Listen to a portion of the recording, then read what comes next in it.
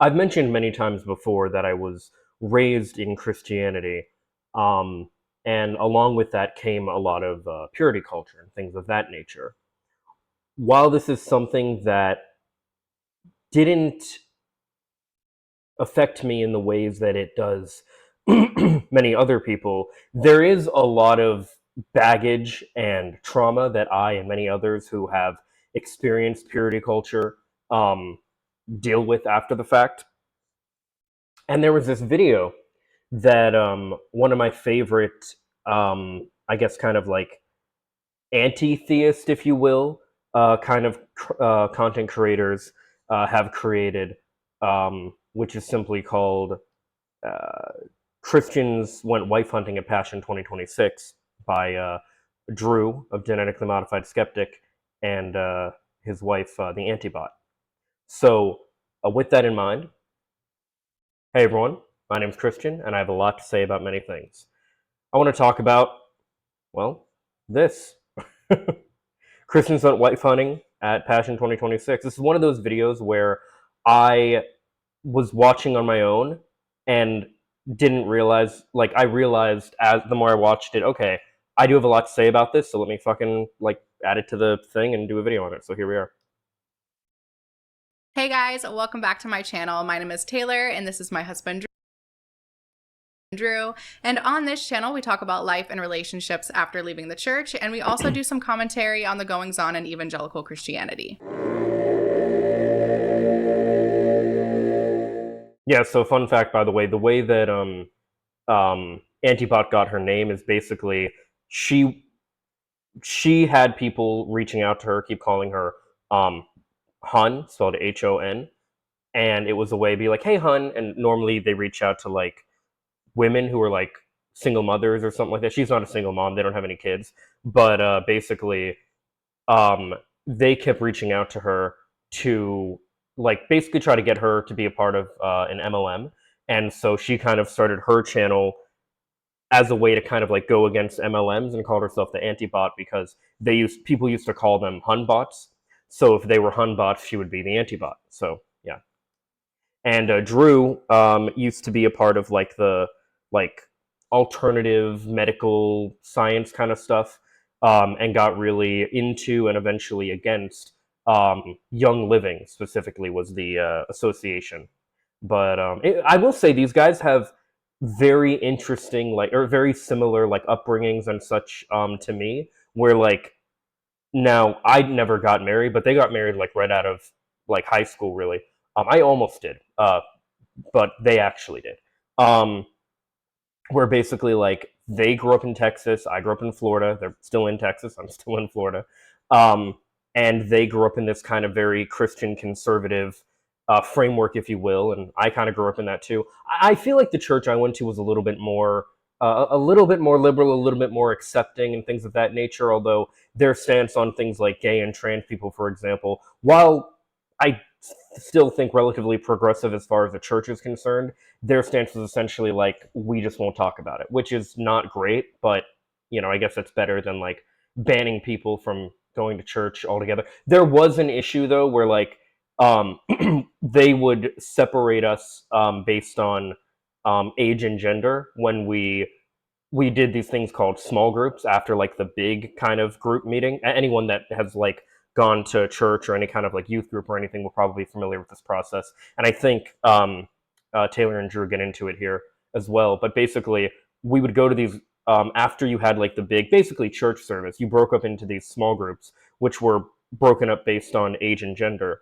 And I do remember there being a situation where there was a girl who, or no, I think they were a trans guy and they wanted to like be with my group, um, but they couldn't because they were, you know, biologically, physically, and as far as the church was concerned, they were a guy, regardless of what they identified as. So, their stance on that was essentially like, well, we, when it came to things like that or like homosexuality or whatever, it was kind of like, we're going to accept you for who you are, but also like, we want you to change. So it wasn't really accepting. How if you're familiar with like church or any kind of religious teachings or anything, that very much is a key thing that a lot of them do, where they're like, oh, we accept you for who you are, now conform to our beliefs.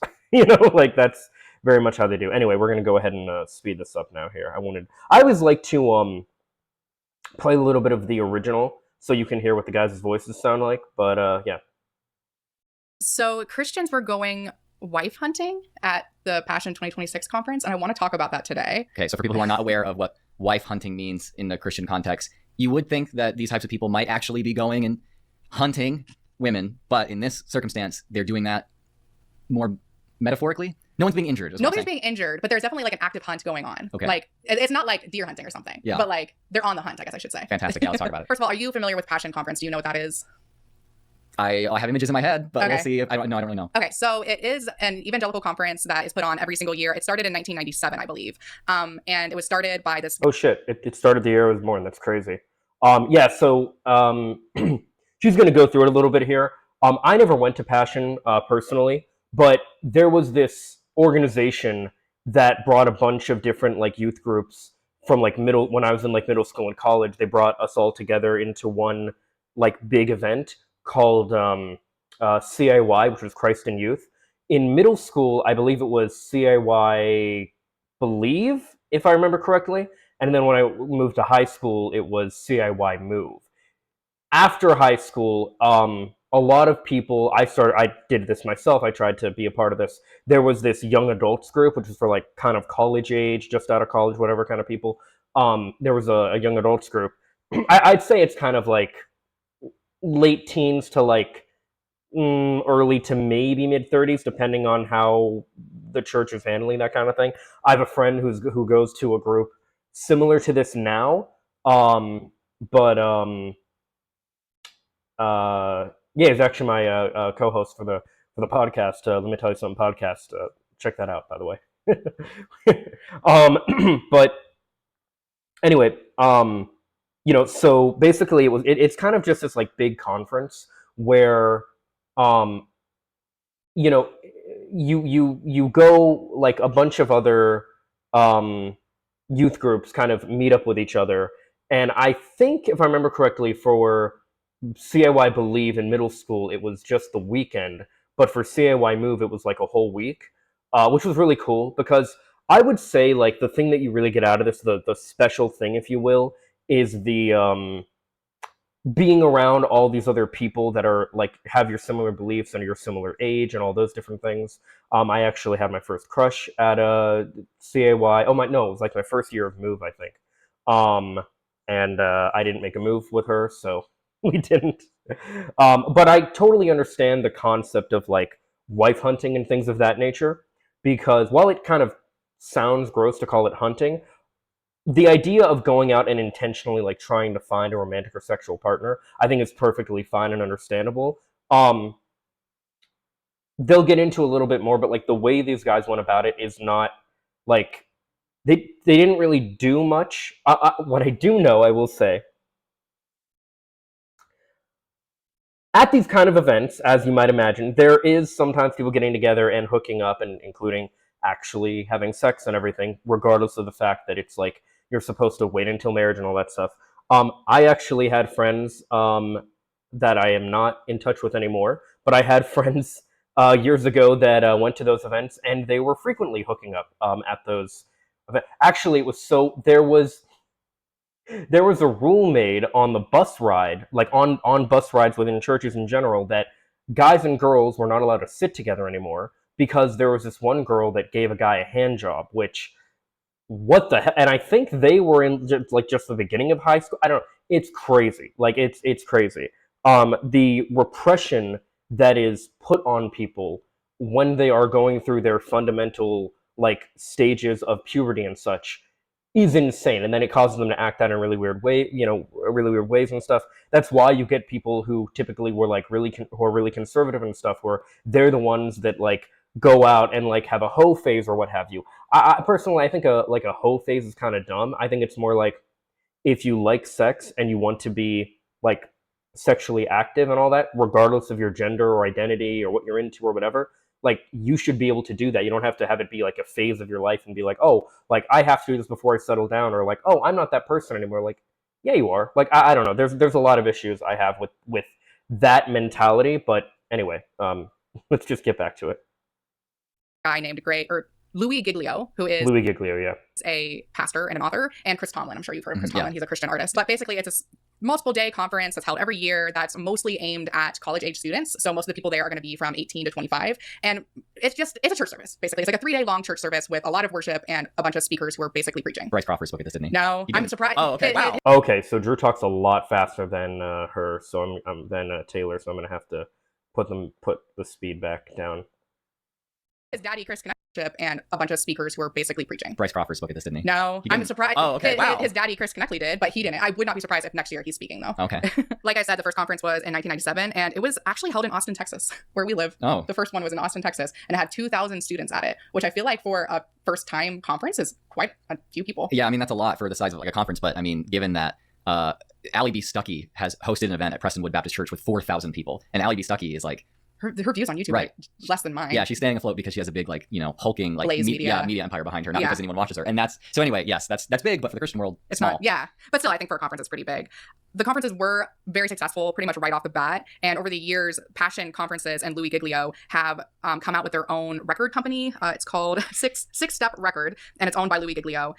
They've planted a church in Atlanta, Georgia, and this church is a mega church and also has other campuses around the country, including the Yeah, that all makes sense. For anyone that doesn't know, like the way these kind of like conventions and services and stuff work, basically what a non-denominational or modern day like evangelical church things like you see with like the mega churches and stuff, these are basically what do you call it? These are basically concerts. It's actually one of the big things that got me into. So I was originally raised Catholic until I was about like 12 years old. And then I stopped going to church because my mom left because she rightfully understood it was like a cult and wanted to leave. And I left because I was bored out of my mind because I was a kid. About a year later, I had a friend of mine invite me to a non-denominational church local to our area. And I started going with them. And I actually really enjoyed it. One of the big things that got me into it was the music. And that's not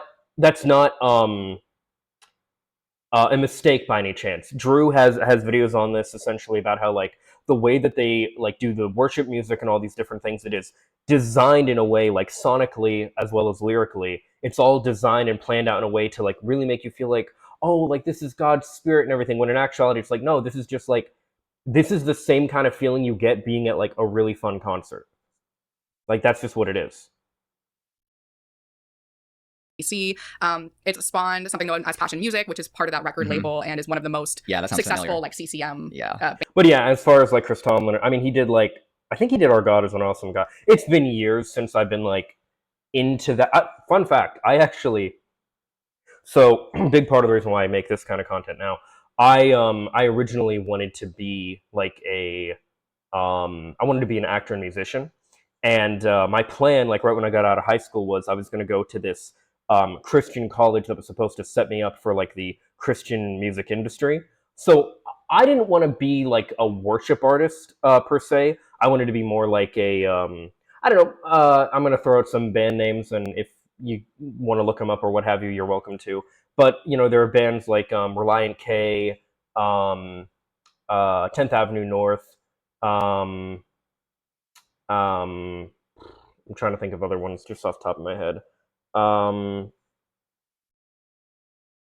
The Afters, that was a big one I liked. But I wanted to be more of like an artist where like I had songs that were like related to like my faith and stuff, but I also wanted to have like love songs, and I wanted to have songs about like just dealing with life in general and be like a regular artist as well that also put out Christian music. And I wanted to be, because there were artists that were doing this kind of stuff. Again, I bring up the Afters, but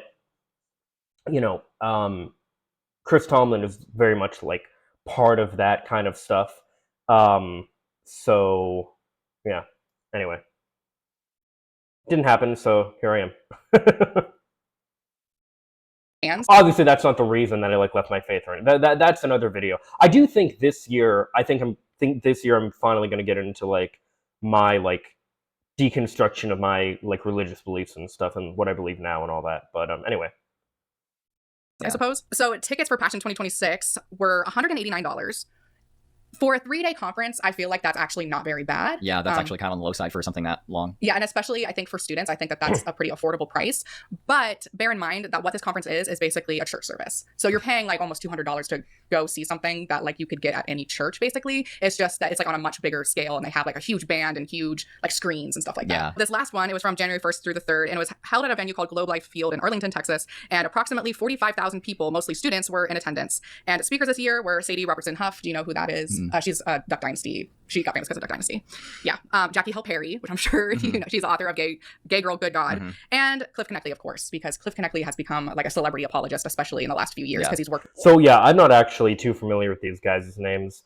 I very well may have seen them speak at. I remember there was this because the thing with because like what they're talking about, where like it's basically a church service. It is, but one of the big things about actually I imagine I can't speak for Passion because I didn't go, but I imagine it's similar to Passion. At least as far as Move went. When I went to Move, one of the big things was that, and maybe CAY is different than the Passion Project. I don't know, but one of the things that was so cool about when I went to CAY Move was which CAY stands for Christ in Youth, by the way, was that I really liked a lot of like what you did outside of the service, as far as like they had different events going on. There was this theater that played this movie, which I imagine if I look back on it, like really look back on it now and examine it, it probably has some like racial undertones and stuff that aren't great. But it was called Love Costs Everything, and it was basically about like this guy who married this woman, and they were in India, and they got beat up, and she was murdered or something, and I don't know. I think there was some kind of like xenophobic, like anti-Indian, if you will, vibes to it. Like looking back on it now, but seeing it then, I think I had a shirt that said "Love Costs Everything." But there was merch, and there was like all these different things that you could get. It was a really big.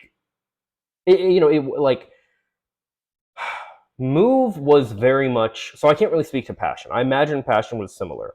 But Move was very much about like, especially when you're like when I was a senior, it's very much about how do we keep these kids believing this stuff as they get older? Basically, in all honesty, it's kind of about how do we indoctrinate them more?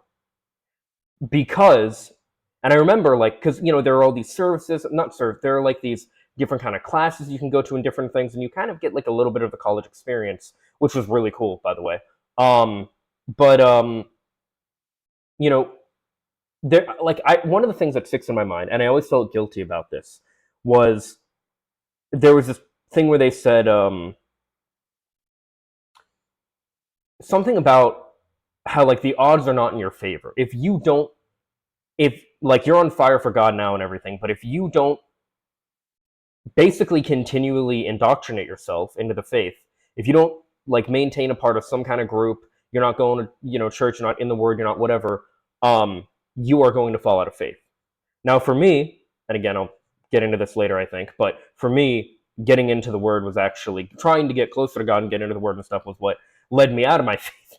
So I do think that the worst thing you can tell a Christian is to read their Bible more, because if they don't interpret it the way you want them to interpret it, it's going to be they're going to be likely to leave. I think. I know I did, and a lot of other people have had similar experiences. But the whole point is the indoctrination. And I imagine Passion is the same way, because these are college age students that are in the world. We're called to be in the world, but not of the world, as they like to say.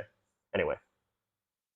With a lot of Christian influencers. Yeah. So I first want us to take a look at the wife hunting TikToks, and I've collected about 6 of them. Yeah, and to be like, I graduated in 2016, so the whole like influencer thing wasn't really that big. I can understand now if they have like TikTokers and like all those kind of people, Christian, like in that world. It was mainly like, I don't know, pseudoscientists and philosophers and all that kind of stuff back when I was like in this stuff. But anyway.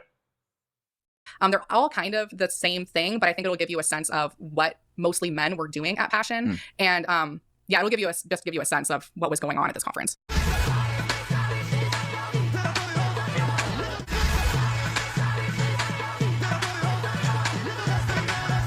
Why do Christian white guys wear streetwear stuff like that? I hate it. Yeah. I hate it too. I hate baggy. I've talked about this before. I hate baggy clothes. I know that's not what this is about, but I hate it. It's also, it just kind of is like a dumb guy look a little bit to me. Yeah, it is.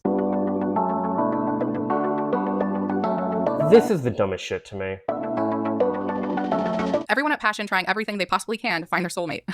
Yeah, everything they possibly can, except striking up a conversation and actually, like, okay, when I say, like, you know, I didn't make a move. I've always been someone who, like, has struggled to make my intentions clear. I've kind of just fallen into relationships rather than, like, intentionally pursue them.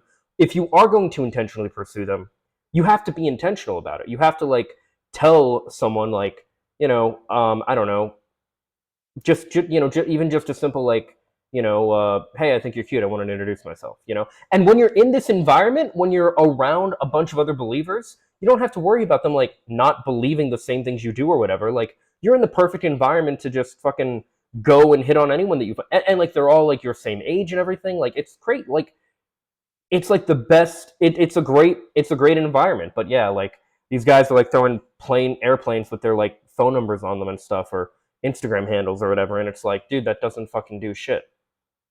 They're writing down their numbers and their, like, usernames on IG and onto paper airplanes and throwing them into the crowd, just hoping that a woman will see it and, like, DM them, I guess. Like, evangelicals do this kind of thing where they like to like, it's a form of divination, but they come up with some kind of mechanism of communication either with God or with other people, supposedly, or with themselves, where a little bit of randomness is inserted, and then they ascribe the outcome of that randomness to God's divine hand. So, you know, you throw the airplane, it's like, oh, it was, you know, guided by God's hand, and if it goes to someone that doesn't want to be with me, then God, you know, gave it to them to prevent me from being in a relationship. Right. But if he gave it to someone who does want to be with me, then that's God's hand saying, you know, you do need to be with this person. I do think it's kind of funny, though, is that... So, okay, we'll continue this in a minute. I gotta say, this is gonna be like a me going through my religious trauma. I dealt with this a lot, where, not that randomness thing, but basically, like, when you're looking for signs for something, you'll see them everywhere, right? Humans, we recognize patterns and things of that nature. So whenever there was a girl that I was into, and there were two that I had major crushes on throughout high school, one that, you know, was my first crush, where, you know, nothing really happened, it was just what it was. Then another girl who I, like, really fell in love with, and it was a whole fucking mess. Because I told her, I poured my heart out over text one day when some friends pressured me into doing it, and it was not good. Yeah, anyway. Bad experience. What a big thing that I did leading up to that and after that was basically, I would constantly ask God for and look for signs. Like, I would pray for, like, signs and stuff of, like, oh, just, like, let me know if, like, she's still into me, or, like, I should, like, you know, give us another shot, just, like, ask her out, like, regularly, whatever. Like, maybe, you know, I went, I had thought for a while that, like, my issue was that I went too fast, too strong, which I did, mind you, but also, like, there was no saving it. She just wasn't into me. And that was something that I couldn't accept for the longest time, because I had it in my mind that, like, well, this is who God's, like, destined me to be with. Like, this isn't me. This is what God, you know. And that is a very dangerous thing. I think that I can't speak for other religions, so I'll just say Christianity. Or at least the specific, fuck it, I'll just say Christianity. That Christianity, like teaches and encourages us to think, which is that, like, yeah, there's all this, like, divine intervention and all this stuff, when in actuality it's like, no, it's like, you want this thing to happen, so you're going to look for patterns for this to happen. If I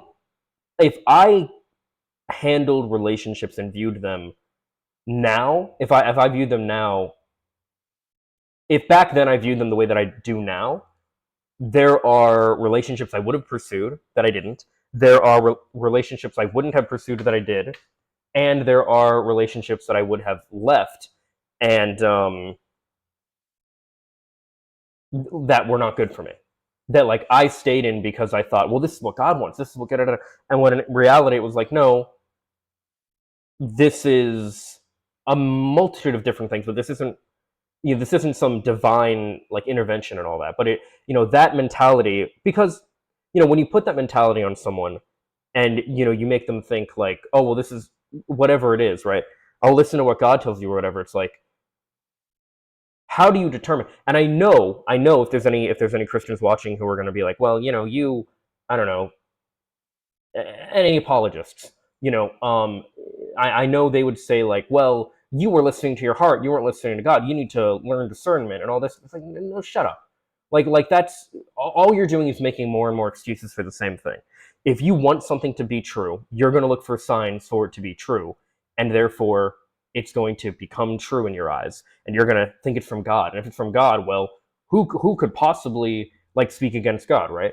So anyway, it's a huge issue I have with like that kind of stuff. These paper airplanes aren't flying particularly well, so it's like, so you're giving God a mechanism of randomness with which to move, but you're kind of limiting him to like a few like square yards around you and the airflow of the inside of the building. Like God is limited by the environmental factors and your airplane design. So how random is it exactly? Well, I think that they would say, if God really wanted me to find my wife at this conference, then he would come and lift up the paper airplane and make it fly exactly to the person it's supposed to come to. It's interesting to me because I think that this method, in a way, even though it seems, like you said, like complete, like inserting randomness, and it seems completely out of control, I think it actually is giving people a sense of control, because they feel like, okay, I've gotten the ball rolling, and from here on out, God is completely in control of where this paper airplane goes. In reality, there's no control going on there. It could end up going towards a woman who says she's interested and DMs you, but maybe that woman isn't actually for you. Maybe it was just a random person, Right. Well, then that was just God's will saying no. Yeah. But it's like, what would probably be more effective than just throwing airplanes into the crowd is like seeing a woman that you're interested in and going up and introducing yourself to her and letting it go from there. I think that's probably exactly a lot more of an effective way to do this. Yeah. But bear in mind, we are in our 30s. These are mostly like, from 18 to young 20s, where maybe going up, especially with younger generations, like going up and talking to people might be intimidating. And so like I can understand it. But yeah, so there's a lot of, for one, there's intimidation, and there's also the fact that like, I guess I'd say my generation, like younger millennials, early Gen Z, spent the last like 10, 15, maybe 20 years now, not 20, about 10 or 15 years, basically telling men, especially, like, never approach a woman, which is a huge detriment. It's a big part of the reason why we have all the issues we do, like the loneliness epidemic that we're in, when in actuality it was never about like don't approach. It's more about like don't be a fucking creep and take no for an answer. So it's not about like, oh, don't ever approach a woman when they're like in whatever situation. It's just approach, but be kind and respectful, and fucking treat them like a human being. And if they say no, like, accept that rejection and move on. I also just feel, I don't know, it doesn't feel like a very, very effective method, in my opinion. I think you're very much right about the control thing. It's actually about giving them a sense of control, because if they're thinking, well, God's just going to guide me effectively to meet the person I need to be with at passion, then God doesn't need you to make a paper airplane. God can just make you talk to each other. Yeah, so like something I used to do, I remember, okay, so before I met my crush that I was like really into, I struggled by the like terms of like Christian teachings and shit with a porn addiction, which really just means like I was jerking off because I was like a 15-year-old that like was sexually interested, and I remember having so much shame and guilt from that. And one of the things that I prayed for and begged for was like, I would say something along the lines of like, God, like, bring someone in my life that like makes it so I don't even need this. You know what I mean? Like bring like a girl into my life that I like will just take this desire away from me, right? And that's another thing. Like, I met this girl, and both her and the girl that I ended up falling in love with, I had a lot of like guilt and shame around, well, especially jerking off and watching porn. And I felt often that if I wasn't making progress in our relationship, that was because of my signature sin, as I came to know it as. Also a really horrific thing to put on people. Like, oh, here's this like key thing, like your kryptonite, your weakness, your thing that's like, it's like, this is just a natural human desire, But it's a very common thing for high school or middle school guys to like bond over to is like, oh, like we're all jerking off, like let's fucking like help each other out and like be accountability partners and stuff. I think they get into that later in this video, but there's so much, there's so like all of this, like I talk about like purity culture a lot and how bad it is. This is the kind of stuff that is so damaging about it, and this is why I speak so much against it. And like it fucked me up a lot, and I still like live with like emotional scars from it to this day. And people talk about how it hurts women, and it does hurt women a lot. It can fucking hurt men too. Like yeah, it fucked me up a lot. And seat you next to each other, or if not, he can make it to where you meet in the parking lot, or he can make it to where. Sorry, but my point on that was I had prayed and prayed for like this girl to take this Messiah, you know. Anyway, and I met this girl like at the who was like part of my church group and everything, but I met her like at the camp, and I was really into her and all these different things. Like I said, she's my first crush and all that. And I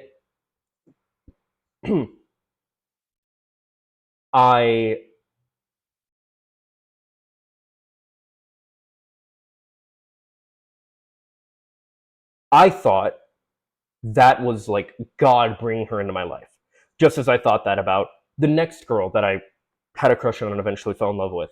And then I thought that about my ex-fiance, and then I thought that about my next girlfriend, and then I thought that about my next. I don't know. I guess she might have said we were boyfriend and girlfriend at one point. But this other girl that I like dated for a bit. And then this other girl, and it kept going on until eventually I deconstructed this. It is such an unhealthy mentality to like raise people with, that God is going to like bring somebody into your life. Like, no, that's ridiculous. No. And it puts so much pressure on you and that other person too, because it's like, if this is God, again, if this is God's doing, like, you know, what do they say about marriage? Like, let no man unjoin what God has joined, or something like that. Or like, what God has made whole, something of that nature. I don't remember the exact scripture, but you get what I mean. It's such a damaging. Yeah, I'm telling you, it fucks you up. You bump into someone 6 months from now and you both learn that you were at Passion and Right, talk about yeah. that. He can do any of that. He doesn't need your paper airplane. And so, yeah, any kind of ritual you do whatsoever is about the sense of control that it gives you, Right. not. Well, and we also have to consider making little paper airplanes and throwing them into the crowd makes for a really interesting TikTok. Yes, it does give you a little bit of control of the algo. I should know. I'm going to have to change the music in all of these TikToks. There is definitely an element of this too that is just very performative, for sure. That's accurate, yeah. Probably because it's copyrighted music. Yeah. So keep that in mind, people. Bros really trying to find their wife at Passion. And there's a guy that's wearing a shirt that says, looking for a wife. Why are they yelling at women across a parking lot rather than going up and speaking? Yeah, I'm like, what do you mean? You're not. Like, you're not, though. To them? I think, again, this makes a really interesting TikTok, Yeah. and it's not necessarily about, like, they actually want to find a wife. Ladies, this is my friend Ethan. He's trying to find his wife at Passion. His ad is on the airplane. I hate... His ad is on the airplane. That could have been anybody's airplane, though.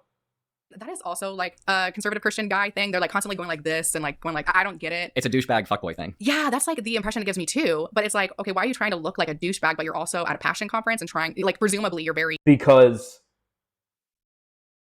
fuckboys fuck. Fuckboys get laid.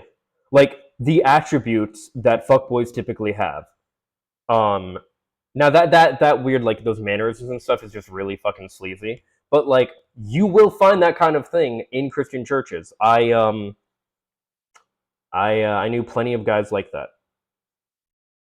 Christian. So, like, Yeah. those things seem to kind of like contradict me. Well, I mean, no, I think that they work really, really well because, like, conservative Christian men and fuckboys actually see women in almost the same way. It's Yeah. just the actions that they do are slightly different, or at least the fuckboy does now what a conservative Christian man who's following his own rules does when he's married to a woman. Right. Yeah. But effectively, they're kind of the same. Yeah. Women are objects to be used. Right. Yeah. Fuckboys kind of treat all women shitty, and conservative Christians, they might think in their heads shitty things about pretty much all women, but they are only really treating their wife shitty. Yeah, at least in individual ways. They Yeah. do treat all women badly, but that's through like more of a systemic Yeah, thing. Not yeah. they're actually going and saying like I hate you to every woman. Right. Before we continue, allow me a brief moment to thank the sponsor of today's video, Aura. So you guys know that recently my information consent to remove for email or social bank accounts, and they provide for any amount for 2 weeks. Is this one of those like delete your data things? Yeah. Wait, no, this might be. Oh, I don't know what this. Yeah, I don't know. If you're interested in this kind of thing, check it out. I don't really think it's possible to really scrub your data anywhere, and I think all the things that say that they are lying. But I don't know. That's just me. Weeks free of charge. All right, thanks, Aura. Now back to the video. POV, Passion 2026 is over, and the only women you spoke to was a door holder. That one to me kind of comes off almost as a little bit more like self-aware, kind of satirizing the others a little bit.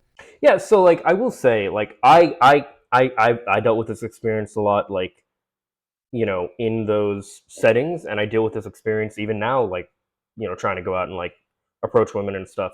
Um, I've talked before in like other videos and on the podcast and stuff about how like basically I am not at a point that I feel like I can attract the kind of women that I find attractive. So that's I kind of don't let myself like really intentionally go out and like approach women that I find attractive and stuff.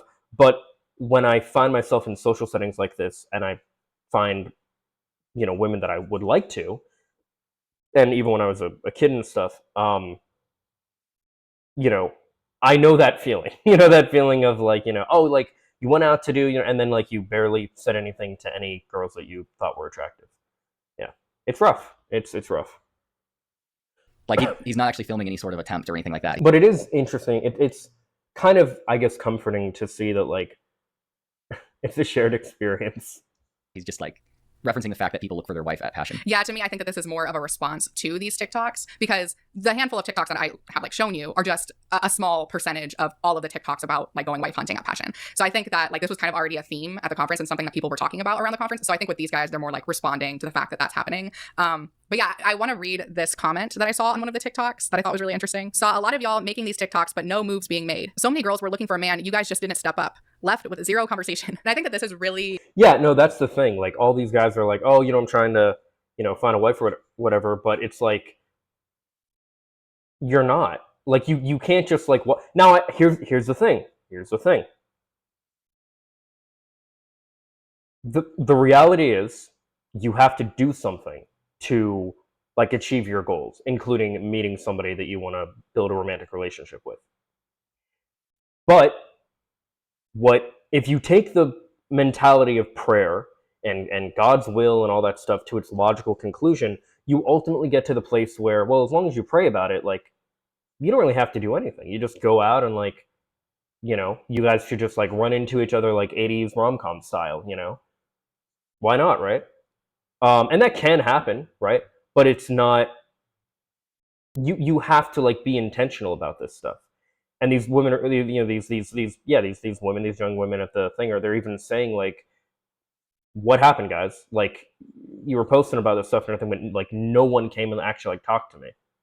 And to be fair, like that might not be like a woman who like is super attractive and is gonna like garner that kind of attention. Maybe they were like always around a bunch of other girls or even a bunch of other guys or what have you, and a guy would not want to approach in that environment. She didn't like open herself up to an approach. That is possible, but that is not the case for literally every single woman that was there. Enlightening, or this is really speaks to what was actually happening at this conference, because like I said, this was like it's performative. It's performative Christianity in a way, like kind of a trend almost on social media surrounding this conference. People were talking about the fact that there were a bunch of young men looking for wives, but people who were there were very aware of the fact that this was a trend, but they didn't actually see any of these men going up to women and actually making the conversation happen or approach anyone. And so to me, I think that this was more just like a trend and something that falls in line very much with evangelical culture. Because another thing I wanted to talk about with this is that I think going to a conference and trying to meet a potential partner or like trying to find someone to go on a date with, I don't think that there's anything wrong with that. And I think even making that known or making content about that is not inherently wrong. What I find strange about this is that they weren't going to this conference to just find somebody to date or just to meet interesting people. It's that they were going specifically to find a wife, apparently. Yeah, and again, like the amount of pressure that puts on both yourself and because this is the problem also with the mentality of like, oh, I date to marry. Again, I can't speak for everybody here, but for myself, what that led me to do was to ultimately think, okay, if I don't want to marry a woman or a girl when I was in like high school or whatever, I am not even going to like, I don't even want to date them, right? If we don't like share the same beliefs and like all these other different things, like interests and all this stuff, like I don't want to date them, right? Like I said, there were plenty of relationships I could have had in high school and shortly after that I did not pursue because of this mentality. Which you can say what you will about, like, oh, well, date to marry just means, like, you're dating, you're dating and, like, you're looking for, like, a what? But to me, like, dating someone who I didn't already want to marry was like a waste of time. It's like, well, that's not how it's supposed to be, allegedly. And that falls in line very much with evangelical culture surrounding like dating and like marriage. Yeah. So obviously there's that underlying structure of this. Young people are often looking to either hook up or become partnered in some way. That's a thing that young people do, Christian or not. But looking at specifically the evangelical element of this, like what other motivations do we see? Actually, that's a thing that people in general do. My first job was working in an old folks home. Bro, those people, they're fucking. They're fucking. See behind making this content. So there's just like the cheap, like they're trying to get attention on TikTok or Instagram or whatever, which again, that's not like an inherently bad thing. We make content, it's fine, whatever. That's not a criticism. But what else is there? And to me, the answer to what else is there is that it is, I think right now in the kind of political zeitgeist in evangelical Christianity, it's thought that young people need to couple and reproduce like white people, that white conservative Christians need to get married and have as many kids as possible, as soon as possible, in order to like bolster the country and save Christianity from the invaders from the Muslim world and from the and white Christianity. Yeah, can't let them replace us. Yeah, non-Christians who are all deconverting all your kids. And obviously they're not speaking on any of that explicitly, but I do wonder how much that kind of like political undercurrent, it's not even undercurrent, political current in conservative Christianity right now is influencing the kind of almost virtue signaling that may be occurring here by the fact that they're actually, look, I'm looking for a wife. That's inherently a good thing for me to do. I think that is definitely playing into it, because I would imagine that a lot of these young people that are going to this conference are very much fans of people like Charlie Kirk. And that was something that Charlie Kirk spoke a lot about, was like the most important thing that you can do is get married and have lots of kids. Yeah. And now that he's gone, his wife Erica is kind of taking the charge with that. And it also, if you look at that's one way to put it. I would say dancing on her own husband's grave and wiping her tears with $100 bills, but sure. Speakers that they had come and speak. I mean, it was people like Jackie Hill Perry, who her whole thing is, I gave up a lesbian lifestyle because of God, and now look at me, I'm married to a man and have a bunch of children. Yeah. And pretty much all the other speakers like Sadie Robertson Huff, I don't know, I'm not as familiar with her. I don't know how much she focused. Yeah, there was now this wasn't at, this is like one of the last church services I went to. But there was a speaker, and this wasn't at like Passion or COI Move or anything, but there was a church service I went to where this woman was raped. And she talked about how, she had considered abortion and all these different things, and she considered giving birth to the baby and adoption, and what she decided, through the grace of God and all that shit, was to give birth to the child, to keep the child, and to love the child. Now, if that is the choice that somebody who has been horrifically assaulted chooses for themselves, and they can legitimately do that, more power to them. But the message that they ultimately because my mentality as a Christian at this point was basically like, I don't believe in abortion, I believe in adoption. And I do think that there are elements of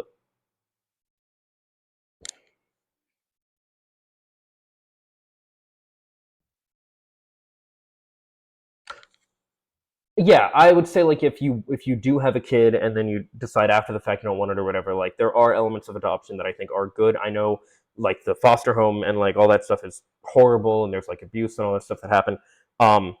I do think it's better, of course, to just terminate the pregnancy. Obviously, very pro-choice now. But back then, the mentality that I had, was of course very different.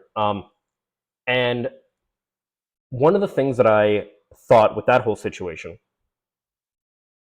was essentially, one of the things that annoyed me was her message to people was not to adopt, definitely wasn't to abort, but it wasn't to adopt. It wasn't, or like give a baby up for adoption or whatever. It was basically,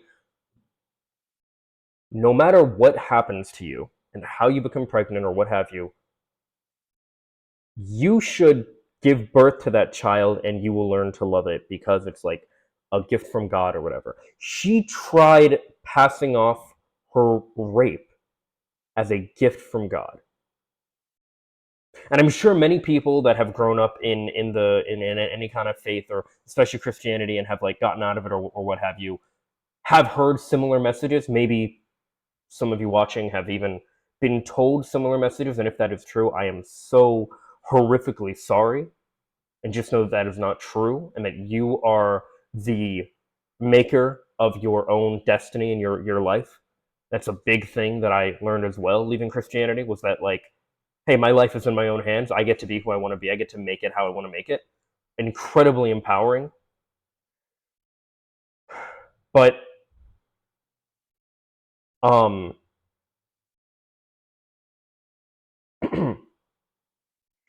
basically, those kind of messages are very common. And I don't even know where I was going with that. What were they talking about that made me think?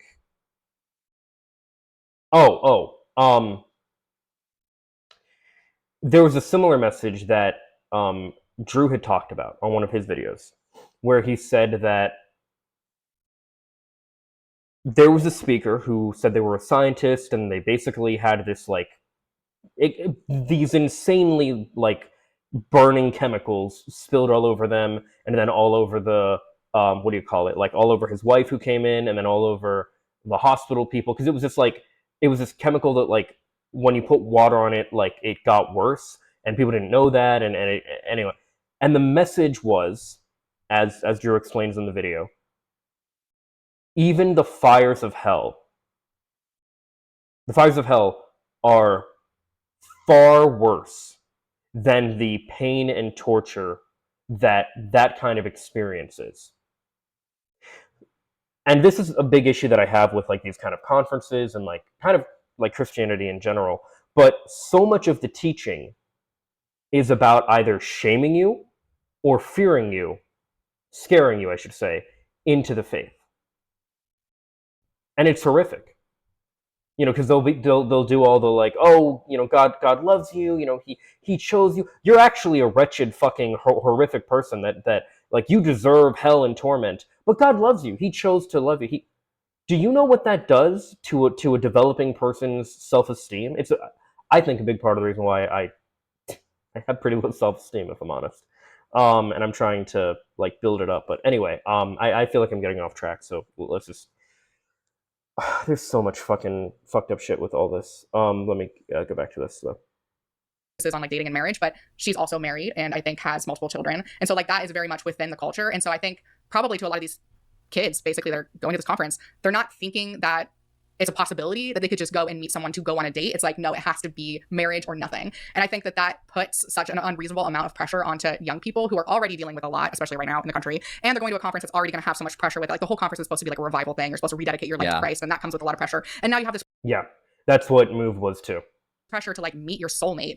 I don't know. It just that's the thing within evangelical spaces. Well, and I will say that's the thing too, is like, because I very much thought like, okay, once I get into this college, you know, this is where I'm gonna get everything together. I'm gonna get closer to God, as I'm working toward every day anyway. I'm going to get my career on track with like making music and stuff. I'm going to, you know, develop like a core group of friends, which I did actually do that after leaving college, but not college, but after leaving that college that I was rejected from. I'm going to, you know, find the love of my life, find my future wife, all that stuff, right? Because that's the thing, right? You don't view like dating and romantic partners, romantic or sexual partners, what have you, as just like a romantic or sexual partner, someone you might have one date with, someone you might have, you know, a few dates with, someone you might have a fling with, someone you might have a one-night stand with. None of that. You view them as my future wife, my future husband. Oh, is this my future wife? Oh, is this my future husband? Am I talking to my future wife? Am I talking to my future husband? Oh, I'm going to approach her. She might be my future wife. Oh, this guy came up to me. Is he my future husband? No. The, like Taylor was just talking about, the level of pressure that puts on people from everyone involved is insane. Because you're not like I never got to experience dating like normal people do. Because it was never about dating and finding someone that I vibe with, and maybe we're attracted to each other, and all that. No. It was always my future wife, future wife, future wife, future wife, and for women, future husband, father of my children. For men, mother of my children, which also became a very difficult thing when I eventually realized and came to the exception that I don't want kids.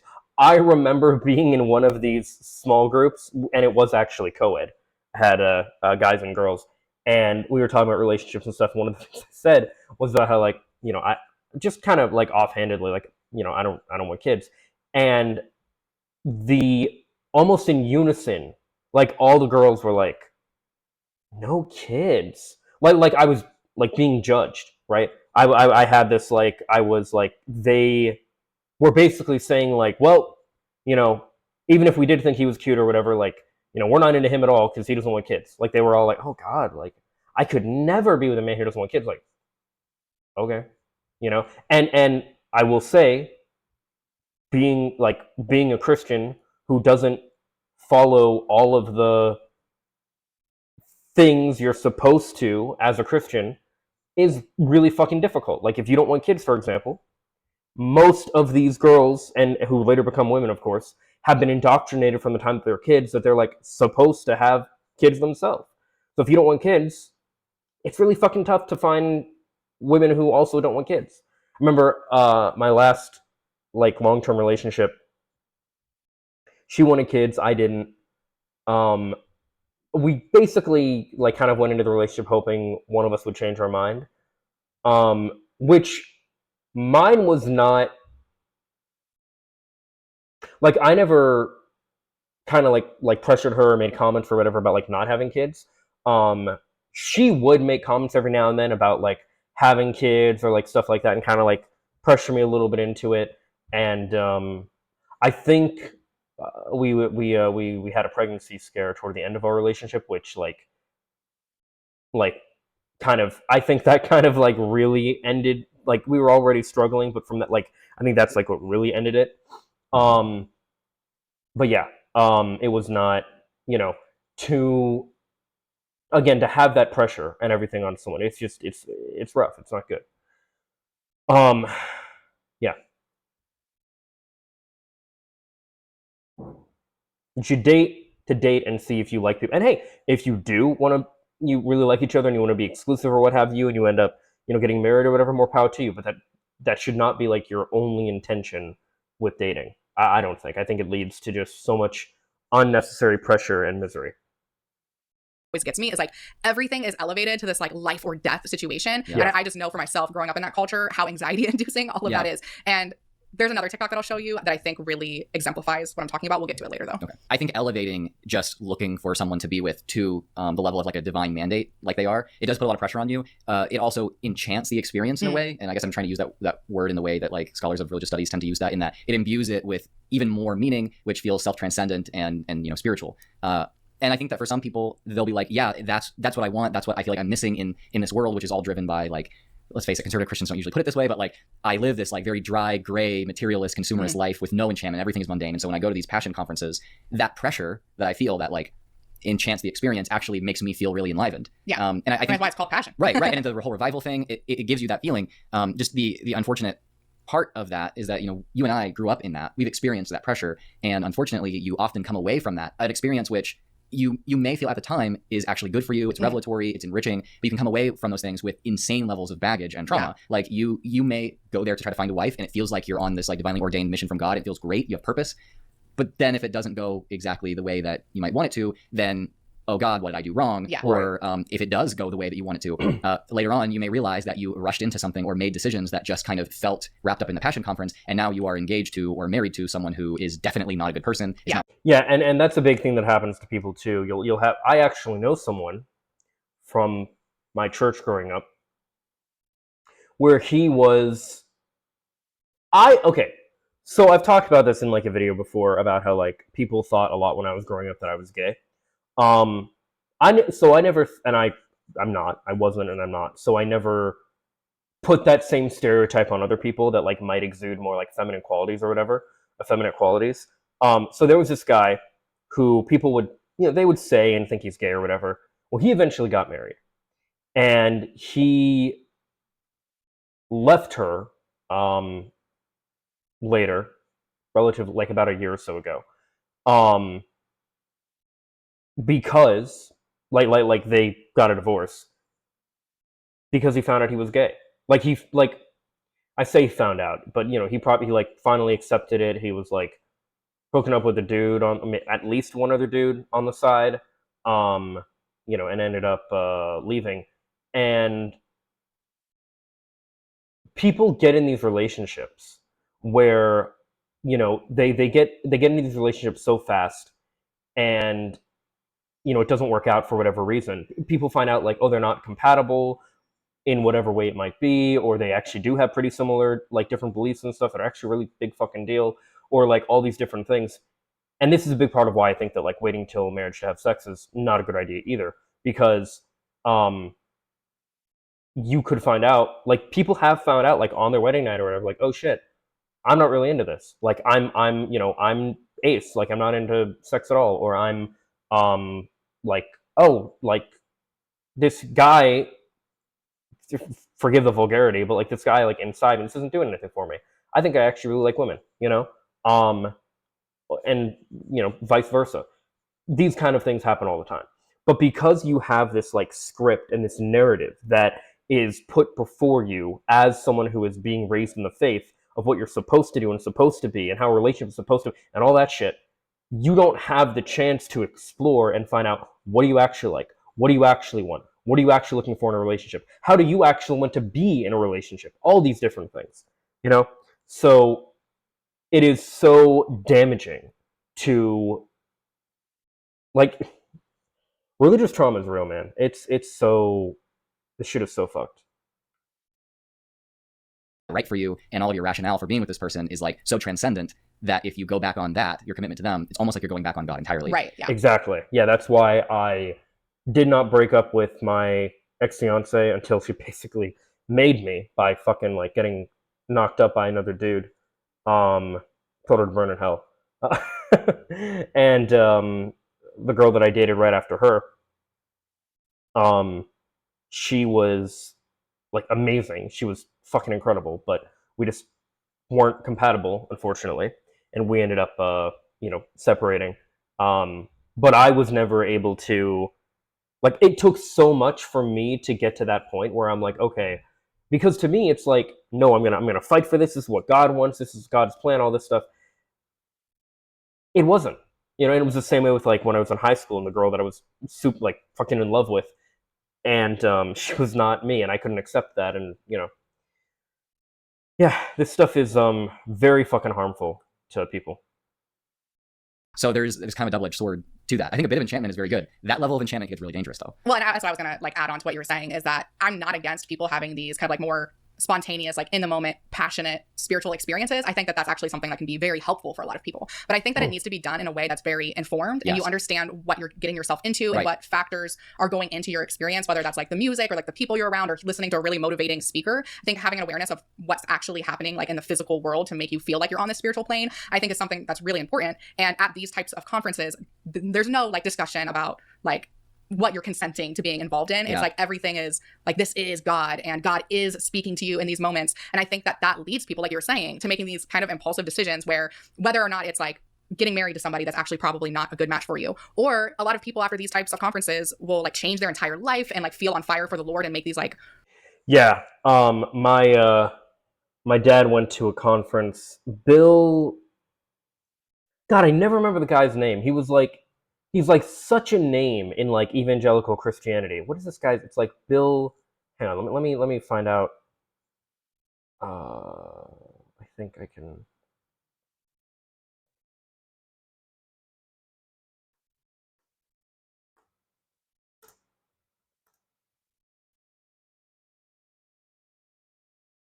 Fuck. what is it? Bill something. Not Bill Frederer. Not Bill Weiss. Billy Graham. Oh my God, that guy, Billy Graham. Yeah, my dad went to a conference of his. I don't know. It's probably like 6 or 7, maybe something like that. Um, 8 maybe. I don't fucking know. But he went to his conference, came back, told my mom, "I'm gonna be a better Christian." Okay. Well, his way of doing that was he immediately went and like threw out all of his like anything secular, like any kind of like secular like music CDs and stuff. Threw out all that. Started not Alex Jones, but started like there. I don't know. There was this like this. There's this like Catholic end times conspiracy weird fucking website he would read.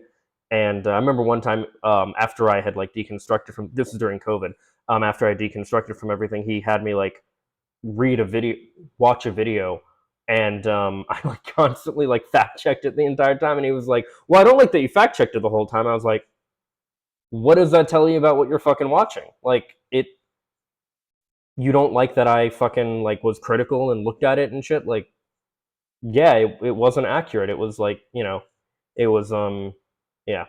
But you know, um a big thing with these people too is like they always live in like the end times. They always think like, you know, tomorrow could be the end of the world for all so anyway. Really big dramatic changes all of a sudden. But yeah, people do this 100%, like Taylor's talking about. People come back from these events and they're, I'm gonna, yeah.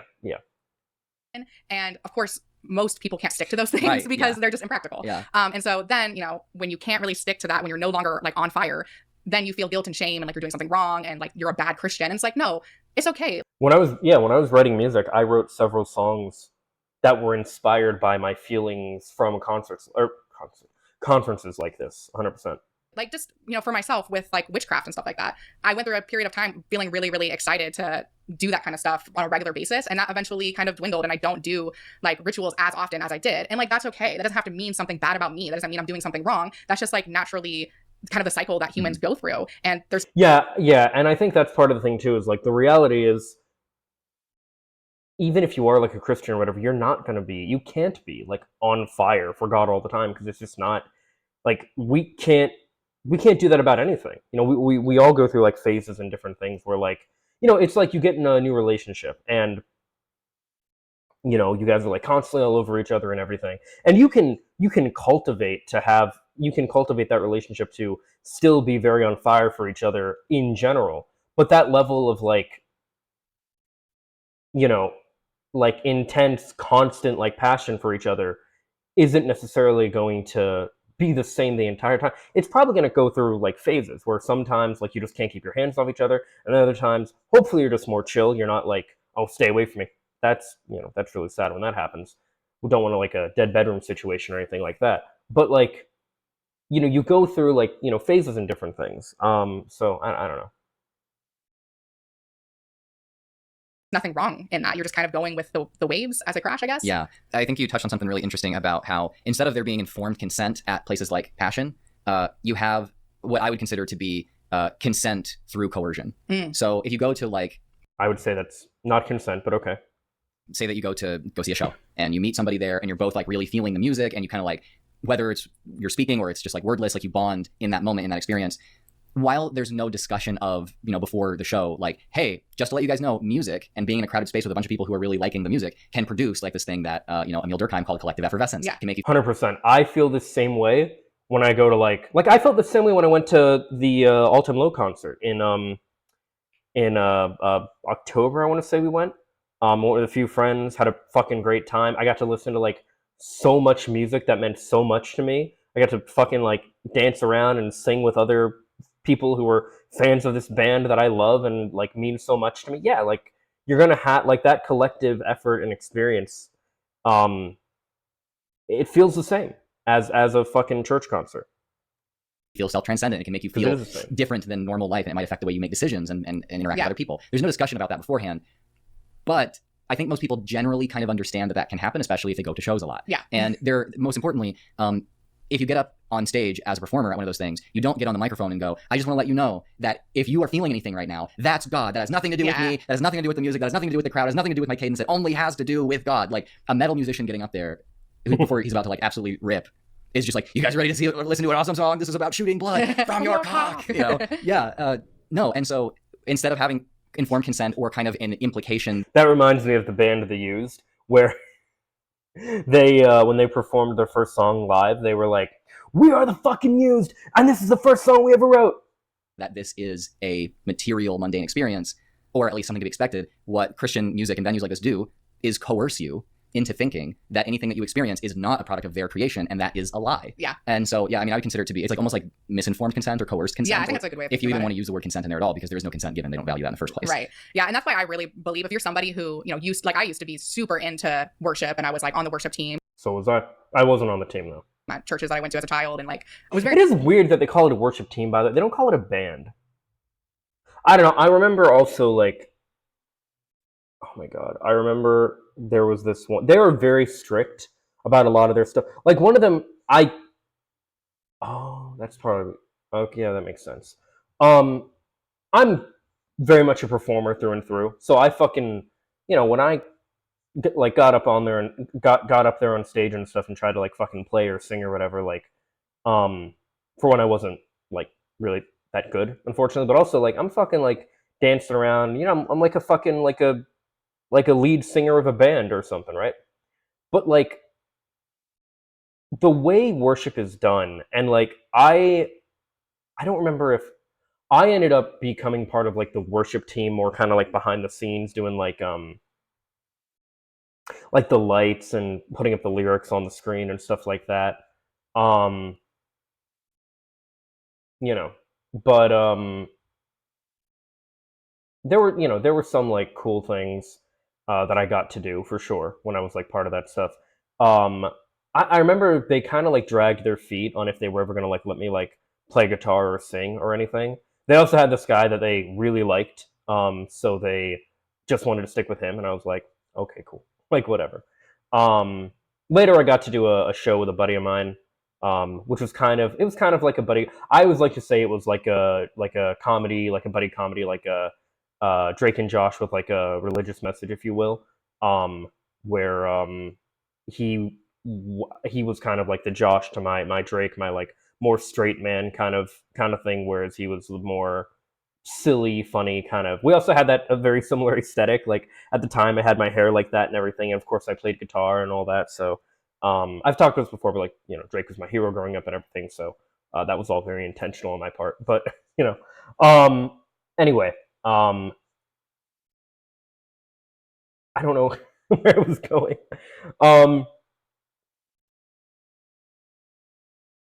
I don't know. I guess I'm just kind of reliving, like, childhood memories right now. I don't know. Not even. I mean, that was like right out of, like, late high school and right out of high school. So that wasn't even childhood. That was like early adulthood. But anyway, I don't know where I was going with anything. Or like being like worship. Oh, okay, I remember. I'm sorry. So, like, I sat in on a worship team, like, thing, and this wasn't even a church that I went to. Maybe this is something I heard about or whatever. I don't remember. But they were talking about how, like, basically you couldn't wear certain things, and not, like, I don't know, like an offensive, like, jacket or shirt or something, but, like, you couldn't wear anything that was, like, too flashy. And the way that they described too flashy was, like, they were very strict about, like, what you could wear and, like, how you could move on stage, and, like, let these people fucking play their music. Like, what the fuck, dude? You know, I don't know. It's just, it was, in hindsight, it's for the best that I never, like, it wasn't just talent that like kept me from being a part of, like, worship music and fucking, like, getting into, like, the Christian music industry. And it was not, like, talent was part of it. You know, I just wasn't really that good at singing or playing guitar, despite how much I love doing it. But, you know, it was definitely, like, they probably picked up a vibe from me that was like, this guy's too much of, like, a rock and roll rebel. You know, we don't want to work with him. much into that. And that's something I look back on like very fondly now. And like I don't regret being involved with that, because I think that it was something that was important for me and still is important to me. But I kind of have redirected that energy into like going to shows. Yeah. Like if you're somebody that really likes that experience, just go to a show for a band that you're Yeah, for sure. really into, and you're going to probably feel the exact same way that you do at church. And except for you're not going to have this like added pressure of like now you need to like take something very deep from this experience and like apply it to your life. Instead, you can just let it be what it is, which is just that. Yeah, when I like I was saying, when I went to the show, I mean, it wasn't just All Time Low. It was also it was Mayday Parade. It was 4 Years Strong. It was God, what are they called? The Paradox. And which I actually have a picture of me meeting the lead singer of the Paradox as a post on the channel. So that's pretty cool. But anyway, yeah, basically like you know, when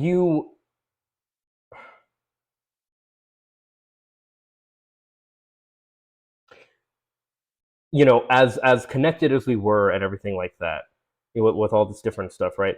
You know, we didn't have like Alex didn't come up on the microphone and he was like, "All right, now I want you all to like give this back," or God forbid, be like, donate to us, because a lot of these guys will do that too, or they'll be like, you know, just know, like, you know, you're supporting the ministry and you're supporting, you know, all these different things. You know, we can't do what we do without you guys, which is true, mind you, but like, you know, it's not good. You know, it's not it's very manipulative and informed. I wouldn't even say like coerced consent is like a good phrase, but here I have the post. I can show you guys. Met Eric Dangerfield from the Paradox at All Time Lows. Everybody's talking to her. I'm not gonna read the whole thing, but like you can, yeah, proof that I was there. I'm not just making shit up, but yeah, like, you know, these guys don't like get on the thing and they're like, oh, like, you know, it's really important that you give back to us because you're not really, you know, we're going to pass this donation thing around, and when you donate, you're not donating to us, you're giving back to the kingdom of God. And it's like, it's so fucking, like, when you get out of it and you realize how like manipulative and all this stuff is, you're like, God, that's really fucking gross. That was fun. I felt some type of way during that, and that was great. Yeah. Like, it doesn't need to be more than that. Yeah. I would say, unfortunately, there is kind of an issue of like, for some people, once they have the awareness of what materially is happening to them during a worship service, like once they have that awareness, it kind of takes away from the experience. Oh, that sucks. Yeah, I'm not like that. To me, it doesn't like enhance the experience, but it's just like, okay, now I know how it works. I just like, I don't really think about that in the moment, but like, you know, sure, you can think, I don't know, it's like, does knowing how the special effects of like a movie work, does that ruin it for you? Or are you able to just kind of look at it and be like, oh, that's cool, like this is how they did such and such? I don't know. But that sucks. I'm sorry, Drew. And so that can be an issue that I don't really know how. I'm personally not that type of person. Like, I can be very like aware of like, oh, the music, the drums are, you know, the drummer's drumming harder now and that's making me feel more pumped up. And like, I can be aware of that and still experience it and like enjoy it. But for some people, having that awareness makes it harder for them to enjoy it. And I'm not really sure how that can be like tackled, I guess. Okay, so now I want to look at some other TikToks that came out from this conference that are not necessarily related to the wife hunting thing. Although this first one is somewhat related. When you actually meet your husband at Passion. So some of the comments say, don't go to Passion to find your husband, go to worship Jesus. Hey, so she's not saying to go find your husband at Passion. She's reflecting on it because it's happening right now. Hope this helps. Also, if you don't find your husband there, that's okay too. Hey chat, this is Emmy's story, but might not be yours, and that is okay. So this is the influencer formerly known as Emmy Moore. She got married and now she's Emmy Brookins. And I see this TikTok as also kind of a response to the trend. Yeah. And I think the point that she was trying to make is that, you know, honestly, I actually don't know exactly what the point she is trying to make with it, because from her TikTok, it kind of would seem to suggest almost that she's bragging somewhat and saying, oh, all of these people who say that they're looking for their wife or looking for their husband at Passion aren't actually doing it, but I did. But then when you look at the comments, people are commenting and saying like, oh, Emmy's not saying that. She's just saying this is what happened for her, but it might not necessarily happen for you like that. And she's hearted them. I think she's just celebrating. I think she's just saying like, it happened for me, it can happen for you too. I think that's more what she means, but I don't know. I understand the skepticism of that. I feel like this is kind of like a confused response. I'm not completely sure what she's trying to say with it. I mean, so here's my take. Seeing this, I didn't see this as she's making some kind of prescriptive statement. She's not saying what you should do or what other people should do necessarily. Like, not necessarily. Maybe, but not necessarily. What she is saying at least is, I found my husband at Passion, and look, this is really awesome. Like, that, I think at minimum, that's what's being said here. We can say that, like, pretty much for sure. Yeah. But it is easy to read some kind of intention to, like, tell other people what to do from this, because she's an evangelical Christian. And when they make some kind of statement about something being morally good, it is an attempt to tell other people what to do. That is the way their morality works. If they say, this is good for me to do, it necessarily means it is good for you to do. And in fact, you must do this. So because we're used to that, like, you know, cultural script from them, I think it's easy for us, anybody, whether evangelical or not, to read that into the video. So did she intend it? I don't know. Was that communicated? Still probably, yeah. Yeah, I mean, I think that you make a good point. I think that we can't necessarily speak to like what her motivations were for making it. Honestly, she probably just saw that this was trending and wanted to jump on the trend too. And was like, oh, well, I met my husband at Passion, so I'm gonna talk about that. She probably just wanted to share her wedding videos and pictures and stuff, which everybody tends to like to do that. So I think the thing that bothers me about it is, and this has been the case, I feel like for a lot of Emmy's content, is that it's like all very like surface level, where it's like there is some sort of like underlying, like you're talking about, like moral implication to it, but it's like presented in a way that's very surface level. She's also the influencer that made a bunch of reels where she was dressing up as characters from the Bible, and like, oh yeah, but they were also like a slightly suggestive. Yeah, like I wouldn't say suggestive. I would say for evangelical Christianity, her outfits were pretty immodest. Yeah, and they also were not like, your whole premise was like, I'm going to dress up like these women characters from the Bible, but like none of them were actually related to the period or what those women would have worn. They were like a bougie version of it. Where it's like, these characters in the Bible were a bunch of mostly like poor people. Peasants. Like that's who the Bible talks about a lot. Well, I mean, it talks about like kings and stuff like that. It calls them bad. But especially I feel like with a lot of women characters in the Bible, I mean, a lot of them are like prostitutes or just poorer women. Yeah. And you're almost like turning their identity into like a consumerist. Like, yeah, it's a very consumerist way of looking at it that seems very detached from like, how is this related to religion? It's like you've made a suburban version of it. Again, it's very performative Christianity, I would say. Yeah. And it's just like, there's very little self-awareness, and it's very surface level. And so I get the same kind of like impression from this TikTok where it's like, I'm not really sure what you're trying to say. Right. I mean, yeah, I don't know if I'll unpack all of this here, but you're right that it doesn't seem like she's trying to make any overt political statement. She might even say that she's not political in her content, but by performing a certain aesthetic and in claiming that she's, or like not being explicitly political, it's still making political statements. And I mean, typically what I see from reels and things like this, specifically about like marriage, like Christian marriage, is there's an aesthetic performance of purity and like holiness. And you can see that by the way that people dress, but also by the way that people move, by the way that people smile, the way that the camera is moving. If you're steeped in this for a long time like we were, you can. Yeah, there's a content creator that I quite like, Alyssa Lube is how it's pronounced. Let me see if I can just pull up her stuff real quick here. I think that's how you pronounce it or spell it. No. How do you... Oh, there she is. She has started going over these videos, these podcast episodes from Girls Gone Bible. And one of the things that she pointed out, which is true, is that, and this is a very common thing in like a lot of like Christian content creators, where they'll like in their, like they're very white, they're, you know, they have very blonde hair, which, you know, fine with all that, you know, tends to be my type. But you know, they're wearing all white. They have this like very bright, almost white background and all that stuff. And one of the things that Alyssa points out here is that like when they do stuff like that, they're kind of reinforced. Like there's this underlying thing with these kind of content creators. I think like Paul and Morgan and like other like couple like channels like that do this too, where they basically, you know, they have everything very white, and it's like there's almost like a almost symbol of like white is pure and good, and you can make of that what you will as far as potential racial undertones, which are very much present as well. You can see the like the cookie cutter that people have forced themselves through in order to perform this kind of aesthetic of purity. And that is in itself a political statement. Well, and yeah, she would definitely see this as not being political at all. She would see it as a completely apolitical, in my opinion. And of course, as we know, and I think Taylor's about to say it too, there's no such thing as apolitical. Everything is political in some way or another when you live in a society such as we do.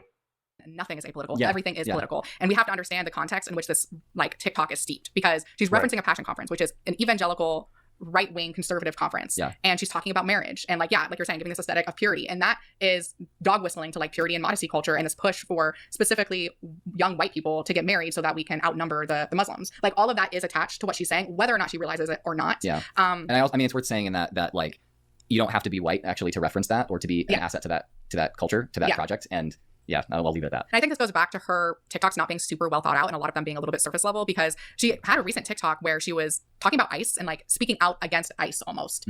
And that's like a little confusing when you compare it to. I don't know if the mic picked that up. There was like a weird shaking thing that happened in the background.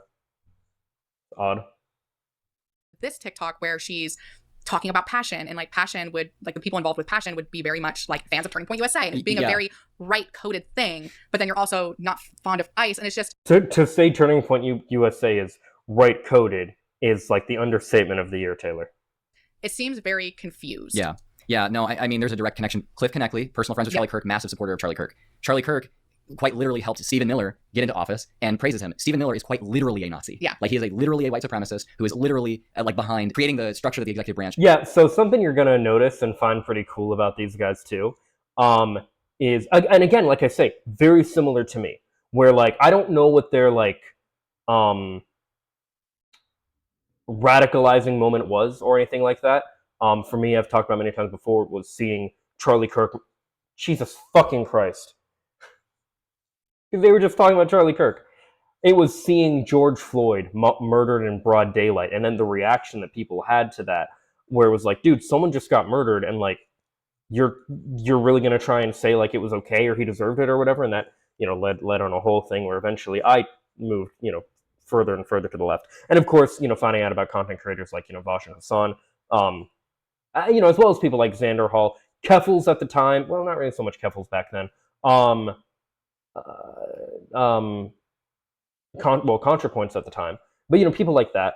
Kind of shoe on head at the time. I've done a video now on how I think she's kind of just a grifter.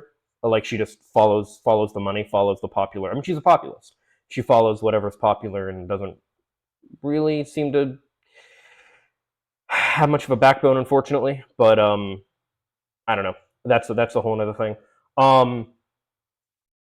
What was I getting at?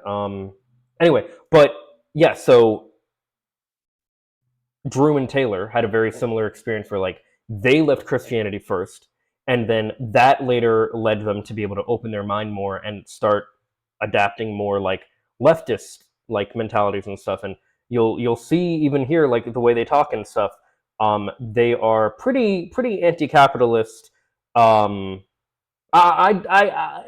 I think if I ever had the pleasure of meeting these guys, I think we would have a lot. Also, like fucking Drew loves like punk rock and stuff, so like that's fucking awesome. I'm not into metal. I'm not into like Ghost and stuff, but like I don't know. I've heard some stuff by like Motionless in White and stuff like that. So, Black Veil Brides, Sleeping with Sirens, you know. So you know, but I think we would. I think we'd get along very well. I think we have a lot in common in these different ways and stuff. Currently has, so that it could procure massive amounts like military level funding for ICE to send ICE out to do the things that it's doing. So like Cliff Knechtle, even though he says things that, you know, at Passion, like I think I saw something from Passion where he's like, I'm not here. Talk about that. Yeah, well maybe we should get to it, but he's like, I'm not here to promote anything about politics. Okay, well you have like a direct line of endorsements going straight to ICE. Right.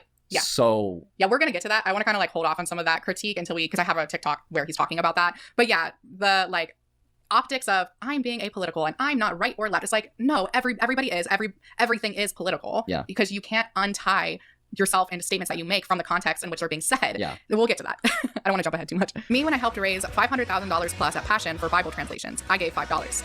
Some of the comments say, last year I donated $500. I only gave $20, girl. Any amount matters to the Lord. I gave $10. Service absolutely sucked and took like 20 minutes to load, but worth it to see us exceed the goal. God doesn't value those who gave more over those who couldn't. All right. So as far as I understand, at Passion, they had a donation drive, and donation drives are not bad things, obviously. Donation drives are great things.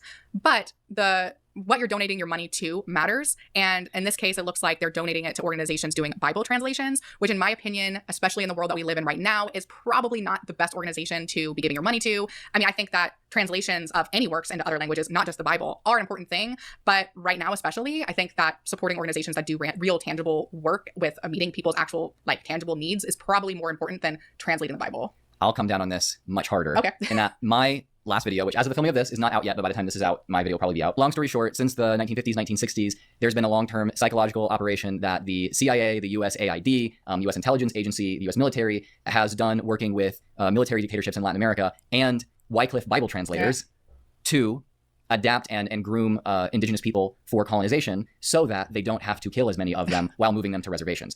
If the people resisted, and they did, they killed them anyway. But they didn't have to kill as many, and they could colonize more people, move into reservations more easily if they use Bible translators going into indigenous communities saying, we just want to help you. We just want to give you the Bible. By the way, we're going to create a literacy and bilingual school here. You should all move off of your land and over here so that you can get free training to learn how to read in different languages. And also we'll give you certain types of medicine, which you didn't really need as indigenous people. Actually, they're healthier than the colonists. And we're going to basically get you off of land that is very valuable so that specifically oil companies could utilize it. I talk about that.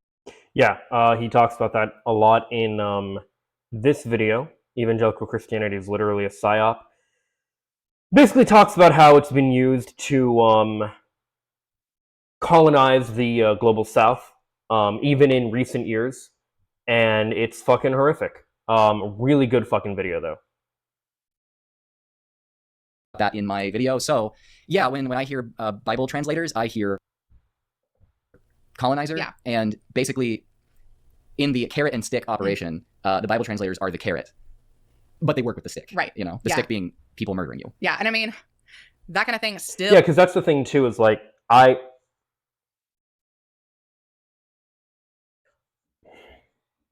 So I don't hold it against like Drew for doing like that kind of like missionary work when he was growing up, and I don't hold it against like friends of mine who have done missionary work like that growing up. Because like I had friends who went on this like Mexico trip. I really wanted to go on this trip too, but I couldn't.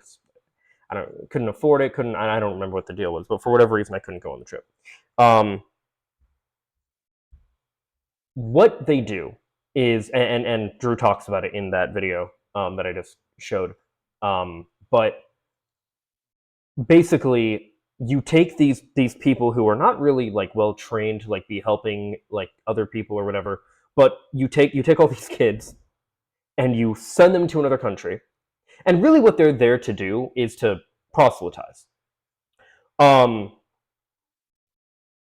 witness as they like to call it.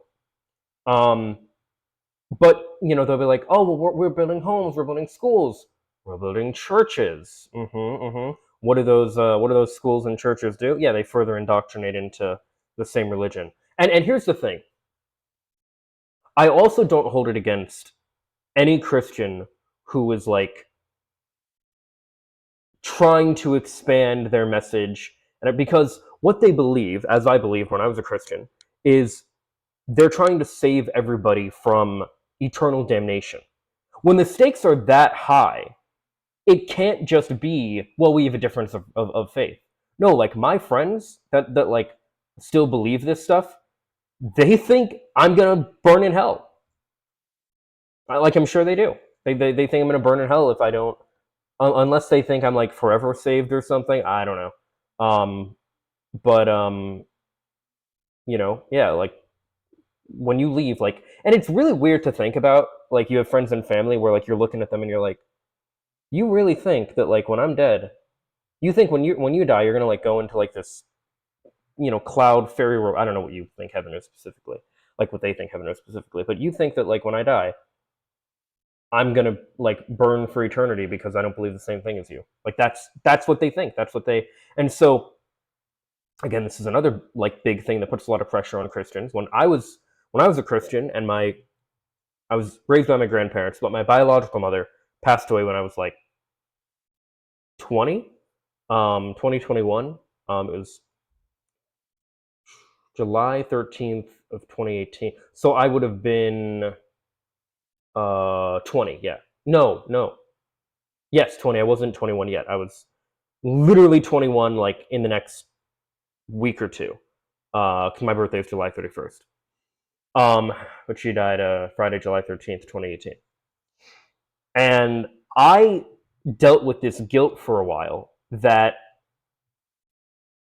because I didn't get through to her, I didn't take proselytizing to her serious enough as a Christian, that she was burning in hell for eternity, and it was my fault.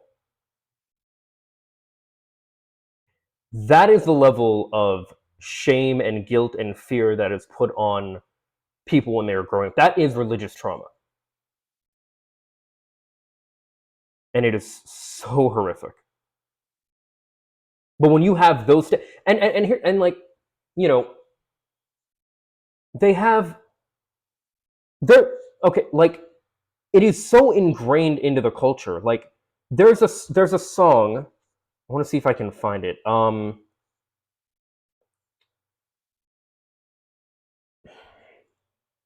There's a song, hang on a minute.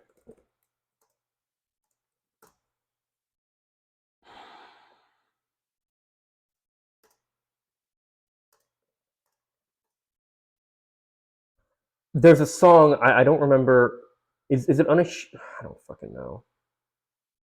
Oh my god. Yeah, like they were saying about the Charlie Kirk stuff. Yeah, I guess apparently. So there's a song that I remember hearing when I was a Christian, um, but apparently Matthew West did a song called "Unashamed," which was after Charlie Kirk's assassination. The song really resonated. Oh Jesus Christ! Um, is it not Kane? It's not "Unashamed."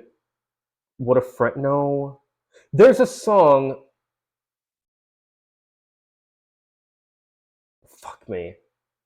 There's a song where it's like it's basically talking about like I wasted my time talking about like the weather and all these different things, but like now this friend is gone, and it doesn't explicitly say that they're burning in hell, but that they are not saved.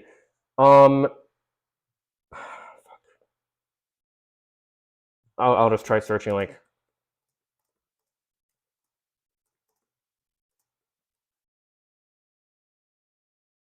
talk about the weather.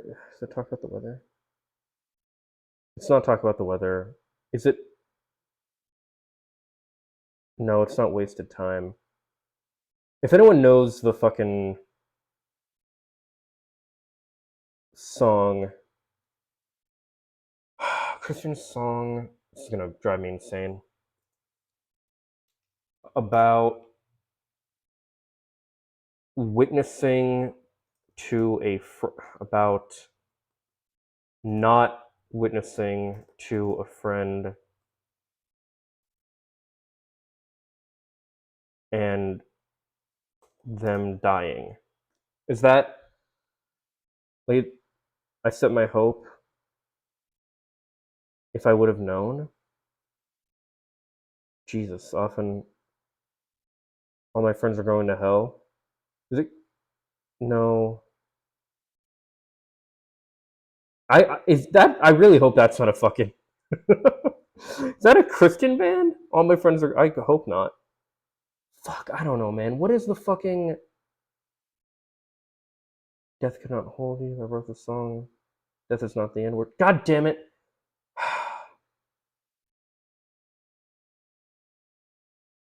Fuck. This is gonna be like that. Finding the conservatives using AI to turn thirst traps into trad wives thing all over again. Is it?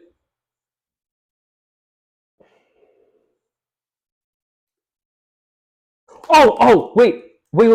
It's like, so there I go again, talking about the rain and mulling over things that won't live past today.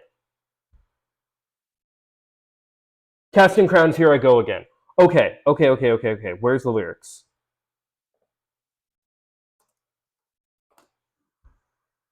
I have a point. Um, fucking. All right.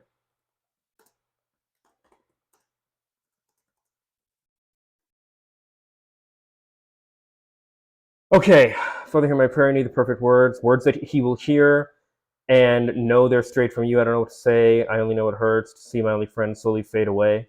So maybe time will speak with your fire in my eyes. But that old familiar fear is tearing at my words. Why am I afraid of Because here I go again, talking about the rain and mulling over things that won't live past today. And as I dance around the truth, time is not his friend. This might be my last chance to tell him that you love him.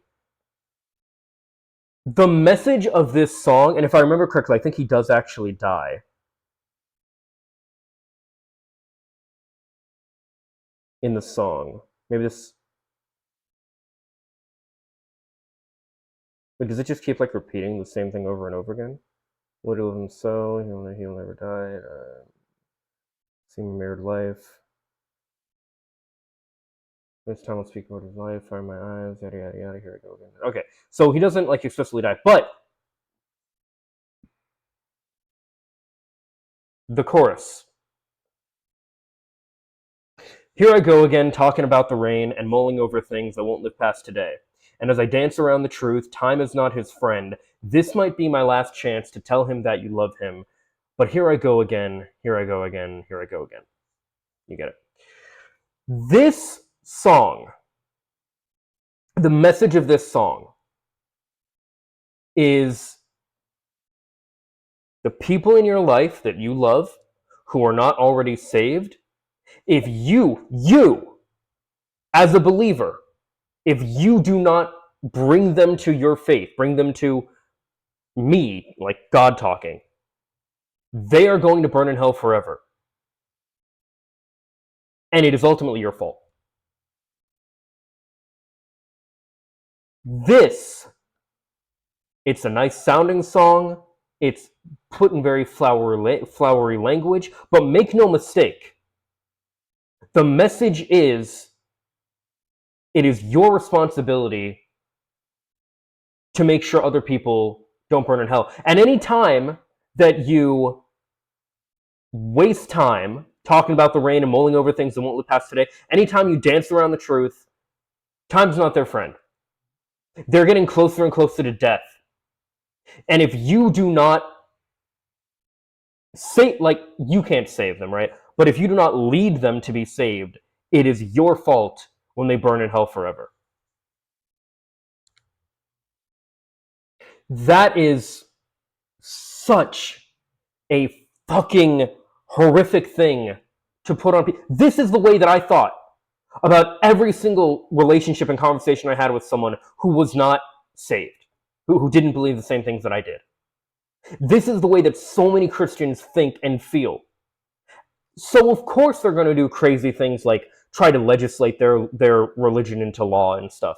They believe if you don't believe what they believe, you're going to burn in hell forever. So yeah, when they're annoying or pushy or whatever, of course they're going to be those ways. Your eternal soul is at stake in their eyes.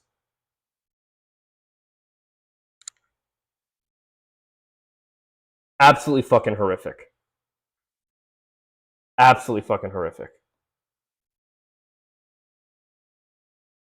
Still is, because this was in like the 70s, 80s. Yeah. This kind of stuff still happens. Well, I was going to say to a lesser degree, but that's not true, Yeah. actually. This stuff still happens where missionaries will go into, more remote parts of the world, and it's kind of under this guise of, we're going to translate the Bible, we're going to preach to you, we're going to offer you medical services that we say that you need, and education that we say that you need. And education, of course, is all informed from like a very Western idea of like what education and history is, which is problematic in itself. But then they'll work with moving people off land so that capitalists can come in to exploit the resources that originally belonged to the people that lived there. Yeah. And also at the same time, tell indigenous folks that their spiritual practices and culture that they had before the missionaries came were demonic and degenerate, which is like a Nazi term, and that they need to completely change their culture. Well, they'll say like, oh, we're not trying to completely change their culture, but like they are to conform to like a Western idea of like what is appropriate and what is civilized. And that's something that still happens all over the world today. And so, in itself, when we think about Bible translation, that seems like it could be an innocuous thing where it's like, oh, like, translating any book into a different language is, I can't see a harm in that. But when it's like specifically evangelical organizations doing it, there's probably way more harm being caused by it than anything good. And something else I want to point out about this is that I calculated $189 per ticket times 45,000 people, and the total was $8.5 million. So the organizers of Passion grossed $8.5 million from this. Of course, you have to subtract like the cost it went into putting on the conference. Like you have to subtract the venue fees, security, equipment, flying the speakers in, paying the speakers, presumably. You have to subtract all of that. But still, $8.5 million. I don't think they spent $8.5 million putting this conference on. And the founders of the conference, Louis Giglio and Chris Tomlin, are both millionaires themselves. Yeah. And so I feel like the idea of having people that already paid to come to your conference, who are mostly young folks, college-age students, who probably don't have that much money, getting them to then donate to this nonprofit organization on your behalf, instead of taking a cut from what you made from putting this conference on and just donating it yourself as an organization. I feel like that's a really bad look. Like, why aren't you just donating your money yourself? Young people who are not questioning of capitalism are not going to be asking those questions, though. You know what I mean? Like, they think that capitalism works on, well, like, you do business, yes, but you're fair about it. You're nice, and we're Christians, so obviously we have like good, morals about it. And no, I mean, I don't think there's any ethical way to do capitalism. It's like defined as based. Yeah, like I said, Drew especially, from what I can tell, Taylor as well. They're getting pretty based with their politics and being pretty outspoken about them and stuff. And it's good. The tide is shifting in a lot of different ways. something unethical, in my opinion. But yeah, I mean, I'm just thinking like $8.5 million for an evangelical organization that like does events. They probably could have, in the donations that they get throughout the year and from merchandise and all that kind of stuff, I would bet, could have put all of this on without charging anything and still been just fine. Yeah, because like the whole company, it's not just the conference. They have like their music and their record label and their mega church and like all this other stuff that they do. I doubt they needed the ticket sales to actually be in the black for that year. You know? Yeah. And again, even just the individuals that are on in the leadership of Passion could finance this themselves. Yeah. Last thing I'll say is $8.5 million is around the same amount that of the yearly budget of every single atheist organization in the country combined. Yeah. Their ticket sales is our yearly budget for all of them. Yeah. And well, I saw some comments of people being like, oh, because there was some critique from actual Christians who were like thought that them asking for their people that were showing up to the conference to donate instead of them donating, they thought that was weird. And there were comments of people replying and being like, oh, well, I bet they actually didn't make any money from this conference. They probably just broke even. And I'm like, I don't think I doubt so. that. Because considering that Louis Giglio, like this is his main thing. Chris Tomlin, he's done other things that would generate him money. Louis Giglio, he's known for starting the Passion conferences. The dude is a millionaire and now a pastor at a mega church that's very successful and probably also pulling in millions each year. Yeah. Do you think that he would continue to put on these conferences if he was just breaking even with them? Right. No. Like, and it wouldn't make, like, his net worth wouldn't make any sense then. Like, no, they're making money from this. This is a concert. Yeah. Like, they're making money. It's a concert. But you're getting, in my opinion, way less value at this conference at this concert because it's just a church service. Like, the only difference is, like, there's big screens and there's a lot of people and you're in this big venue and it's drawn out over 3 days. But they're preaching like a pastor would preach. Their talks are anything. You go to any church and hear the exact same talk. The music, it's like maybe it's the production's better or something, but like they're still playing worship. I think, especially in regards to like when I went to like CAY Believe and CAY Move in middle school and high school, the big thing is being around a bunch of other like-minded people for a period of time where like all you are is around other like-minded people. Music. Yeah. Like for me, I don't understand. Also, in my case, we went like hiking and was it did we do kayaking? No, it was White River rafting. We went hiking and White River rafting. God, I'm not too big on like going rafting again. I mean, I think I'd be down, but man, I really miss hiking. You can't fucking hike here in Florida. There's no mountains. It's awful. And the draw, and I have the same criticisms of Girls Gone Bible's World Tour because they were actually charging, I think, even more than the Passion Conference was charging for their tickets. And I'm like, all they do is literally just sit on stage and tell their testimony and cry for like an hour. Why are people paying to go see that? Yeah. I don't get it. Okay, so in the Dallas-Fort Worth area, which is where I'm from, unfortunately, you could absolutely find a megachurch service that's happening on Friday in the morning and then one in the afternoon and one in the evening. Go to that and find other megachurches that have services or something going on Saturday morning, afternoon, evening, Sunday, morning, afternoon, evening, and you could mega church hop and go to all of that for free. And I think the production would be the same level. It's DFW. Yeah, they have that's true. DFW and Houston Prestonwood. have some of the biggest, most highly produced like mega church services in the world. And so you could absolutely do that completely for free. So what the draw here is that it's all in one place, that there's 45,000 people who all have bought into the collective like branding that's what I think. It's the community aspect that makes it so huge of this, that it has one common identity. Yeah. Like we're not just going to different church services to experience the programming. It's not about the programming. Yeah. It's about buying, like literally purchasing the experience that you have when you accept that the brand alone sets this apart from the actual program itself. Like I'm not going to a bunch of church services and hearing a bunch of great messages. I'm going to Passion. Yeah, you're paying for the brand name. Yeah. It's like with It's designer designer. church. Yeah, that's what I was like. It's like the like luxury brands like Gucci. Like, I have such opinions about luxury brands, but I think almost all of them are like so fucking ugly, and like people are paying I agree. for a purse that says Gucci on it, and that's it. This is the same thing. Like you're paying to be able to say you went to Passion. Yeah. I had a friend, funnily enough, in like that used to go to my church, who he was so obsessed with like this Gucci belt, and it was like $500 or something. He was in middle school, like we were in middle school at the time. He was like 7th, 8th grade maybe. I'm like, bro, like really? Like that much for a belt? That's crazy. And if you want to do that, okay, but like to me, I just don't get the appeal. Like, you're spending $200 to go watch 70-year-old Cliff Knechtle say the same fucking thing he's been saying for like 30 years. Watch him say it on YouTube like 100 times. Yeah, like literally why? Yeah. Okay, we need to move on. Yeah. Cliff really doing everything but sitting in that chair, huh? Okay, What's this? but sitting in that chair, huh? Okay, this I just kind of thought was funny because Cliff Knechtle, he's a celebrity apologist. He's always been kind of a name within evangelical spaces, but I think he's gotten even more name recognition within the last couple of years because he's been working with a lot of Christian influencers on all platforms, but mostly YouTube. Like he's gone on like George Janko. He even went on Impulsive. Oh yeah, he went on Impulsive. Yeah, like he's gone on some like big shows, and he is known for having this like Cliff stance where he like kind of bends his knees and like I can't even do it, but like yeah, he like kind of crouches down and bends his knees.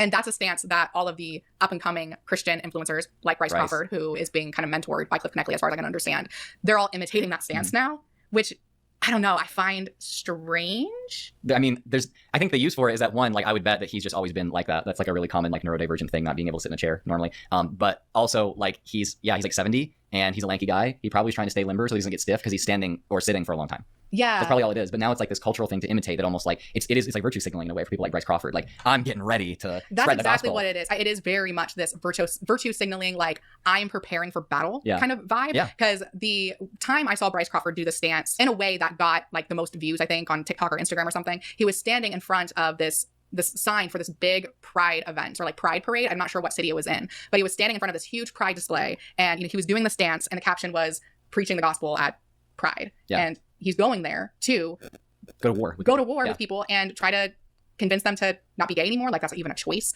But yeah, it's like this, it's supposed to like give this air of like, I don't even know how it is for anyone that like isn't in America, it is very, very, very, very, very common to have like evangelical preachers or what have you, either promoting this like turn or burn mentality or like, I remember going to like,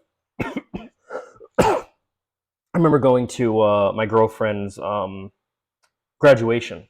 I think she graduated at the same place. No. It was a friend of ours, her graduation. Or a couple friends of ours were graduating. Anyway, her and I had already graduated. But we went to this graduation. And I remember at this fucking like high school graduation ceremony, this person had one of those giant fucking signs on a stick that they hold, and it had like a blown up picture of like a fetus, and it, I don't know, said something about like a heartbeat or whatever, or it was some anti-abortion bullshit, right? And like myself and a couple other people like basically told the guy off. They were like, yo, like now this isn't the place for that. Like, and I was even a believer at the time. I was like, that kind of mess, like that is not how you're going to reach people. And I did the same thing. I was driving home one day from church, funnily enough, and there were these turn or burn people on the side of the road. And I like stopped and I told them like, hey, like I understand what you guys are doing, but this is not going to reach people's hearts. Like this is not gonna, get the message like or whatever, right? And they're like, oh, you're, I don't know, whatever. Like they thought I like wasn't a good Christian or whatever. And I mean, I'm no longer Christian, so I think later that year actually, or the next year, I started deconstructing. So I don't know, maybe they were onto something. No, in all seriousness, here's the thing though, right? Again, if you like really believe in this, because this is the thing, dark matter, what is his name? Dark matter, like 9688 or something. I don't remember his name right now. Let's see. Oh, 2525. He's talked about this as well, where it's like you hope to get into heaven, or you hope heaven is real, something like that. If heaven really existed, that's not it. It was a newer one that he did, where basically he was showing that like, essentially nobody actually believes like they're going to heaven when they die. They just hope. Oh, this might actually be the one where like you just hope that you're going to heaven when you die. Where it might have been this one where the guy was like, because like one has a medical. I don't want to go through the whole thing, but like, basically, Yeah, because like there's this guy that has like a tumor, and he's like not happy about it, but he's a Christian, right? And old Excuse me, video, you have sir. to. Are you okay?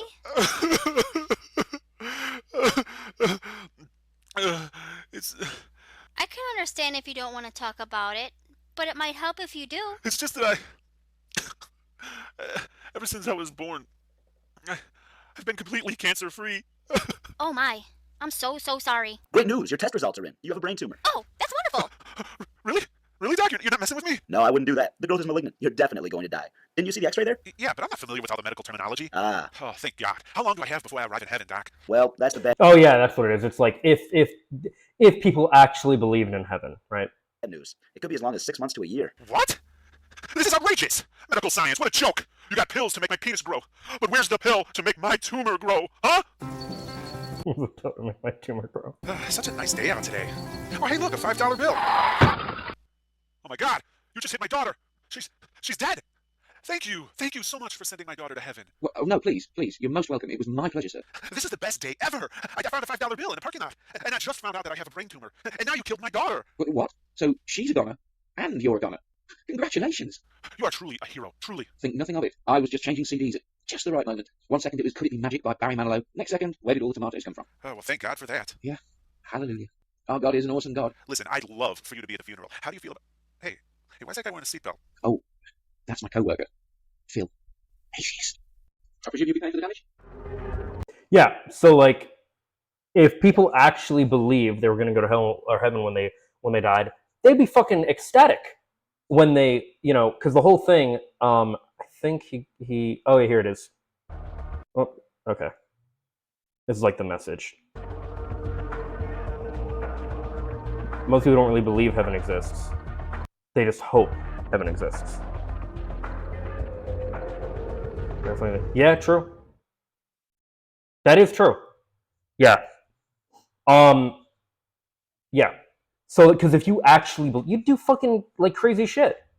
I remember it's like a really fucked up, morbid thing, but it's true. I never understood when I was a Christian, because again, like I actually believed this. I wasn't like half in or whatever. Like I actually believed this shit. You know, people always got so upset whenever there were like, you know, school shootings and stuff, which we should. They're fucking horrific. But if you believe as a Christian, as myself and the people around me believed, all of those kids in any school shooting died and like went immediately to heaven, never having to experience the pain of this world, never any of that, then I remember I even said this in like a small group thing. I was like, if that's true, we should be like exalting the person that did this. In fact, we should kind of like, shouldn't everybody be doing it? Like, if you really believe and especially you believe kids. Also, what's your problem with abortion? Like, you're sending souls straight to heaven? That's amazing. You know? Like, it's not consistent. It's so inconsistent. It's crazy.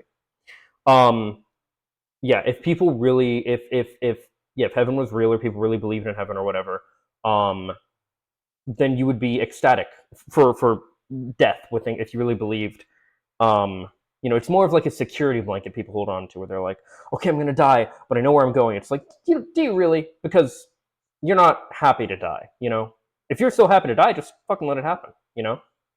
So you know, and another big thing I remember people talking about, like, oh well, you know, people who already believe in who have never heard the word of God, you know, they don't like basically they automatically get saved because they never had a chance to reject God. Okay, then if we actually want to save everybody, we should just stop fucking talking about it, because then nobody knows about God, and then everybody's saved by default. But it's not actually about for someone like me, it was actually about saving people, about trying to make the world better and all that stuff. For a lot of these people, it's just not. And then like when you ask about these things and you're like, okay, well then logic, let's follow that, and like, why don't we do this then? It's like, well, that's not how we do it. Well, why not? Well, because, you know, and then it's crazy, right? And it's always, and then it's some selfish reason where it's like, well, in reality, like, yeah, they go to heaven, but like we miss them. Okay, they're in fucking heaven. Why are we being selfish pricks about this? And then they're just, well, it's just not good. I know it's not good for people to die, but like, if we're being like, yeah, it doesn't work. It doesn't work. It's not. It doesn't work. Anyway,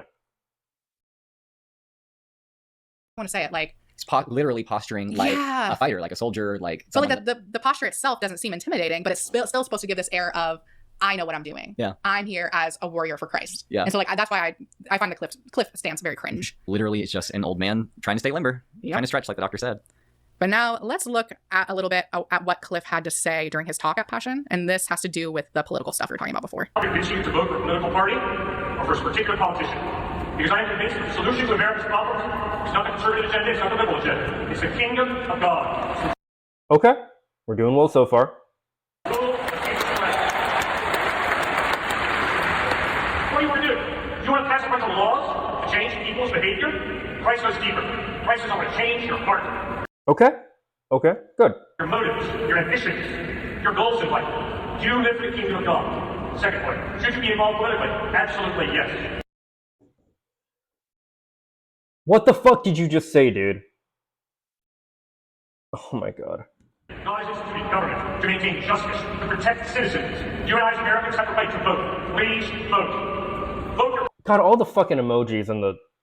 I hate this shit so much. conscience. Study the issues. Study the Bible. Yeah, please study the Bible and come to your own conclusions. And when you eventually realize this shit doesn't make sense, or it doesn't hold up morally, or it's inconsistent in a multitude of different ways, follow that. See where that leads. I'm telling you, man, the worst thing you can tell someone who is already a Christian is to actually read the Bible.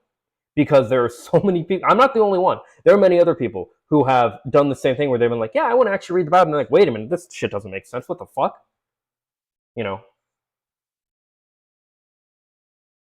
Biblical worldview of immigration, abortion, LGBTQ, money, helping the poor, respecting the right. Wait. Money and helping the poor. Okay. Those are more leftist mentality. You guys vote against that stuff. What do you mean helping the poor? Individual, justice, equality, Okay. love. I have so many thoughts on this, but why don't you go first? I'm not saying what you need to do politically. That's not the point. I am just going to say that you should think about this in using coded language for voting for Christian nationalist agendas. Yeah, exactly. Exactly. Like he laid out a political project right there. He just didn't say vote for this candidate. He's said vote in I want you to have a biblical worldview and that inform how you vote. Biblical worldview, the only people that use that phrase are people on the right. Yeah. And having a biblical worldview is just synonymous with having right-wing Republican politics. Yeah. That is what that is. Yeah, Drew talks about it in the channel, or in the video that I showed earlier.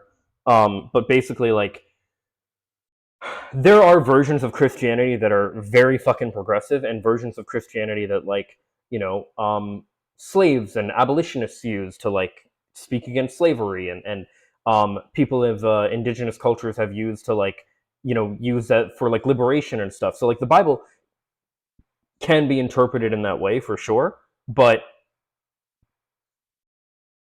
when people like this are talking about this, they're not talking about, like, liberation theology. And so he's saying, like, oh, I'm not telling you what to vote or what to do or how to think politically. But if you read the Bible, you will Telling you, if you want to be a good Christian, vote for Trump.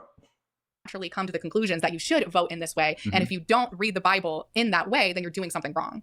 And so I feel like it's a way. And I love, too, whenever it's so funny, whenever they talk about, because, like, people will be like, well, Trump did, like, all these fucking horrible things. They're like, yeah, so did David. He committed adultery and had his best friend killed to hide the adultery. He was a man after God's own heart. Okay, even if you want to, like, think like, well, he was just, like, a flawed person, sure. But those are features that should disqualify him from being a king. Right? Just like those are features that should disqualify any leader, especially a president, from being a president. To, like, almost cover his ass where he can have plausible deniability. Yeah. Like, I'm not endorsing any political candidate, but also I kind of am too. Yeah, I'm not dirtying my hands with the stuff of the world. I'm doing something higher. But the thing that's higher is dirtying your hands with the stuff of the world. Right. And going back to, you cannot divorce what he's saying from the context in which it's being said, kind of what I mentioned earlier, is that, okay, Cliff is kind of presenting himself as like not associating necessarily with any political party or any side of the political spectrum. But if you look at who Cliff has worked with in the past, it's exclusively right wingers, and like not even right wingers, like far right people, outright fascists. Outright- Charlie Kirk, yeah, who's Charlie basically, who I showed recently, has basically the same politics as the KKK. Yeah, like Yeah. he's exclusively worked with them. You see what podcasts he goes on; they're exclusively like these right-coded podcasts. So it's like that's really convenient for you to say, "Oh, I'm not involving myself in politics." Meanwhile, your actions like speak much louder. And then he's saying like the whole thing about how government has been instituted by God, and That's an explicitly Christian nationalist talking point. Yeah. That's exactly. I've seen them say that in the halls of power in Texas to me. I've seen them in person say government was given by God for man, and that's why it needs to honor God, and we need to have God's rules and power. But yet you can read the Bible in a way where like Jesus was like kind of anti-government in a way. I mean, yeah. So it's like if you're a historian, yes. they want to appeal Yeah, to exactly. Especially with like I mean, obviously the table flipping, the fact that he was put to death by the state. Yeah, pretty anti-authoritarian.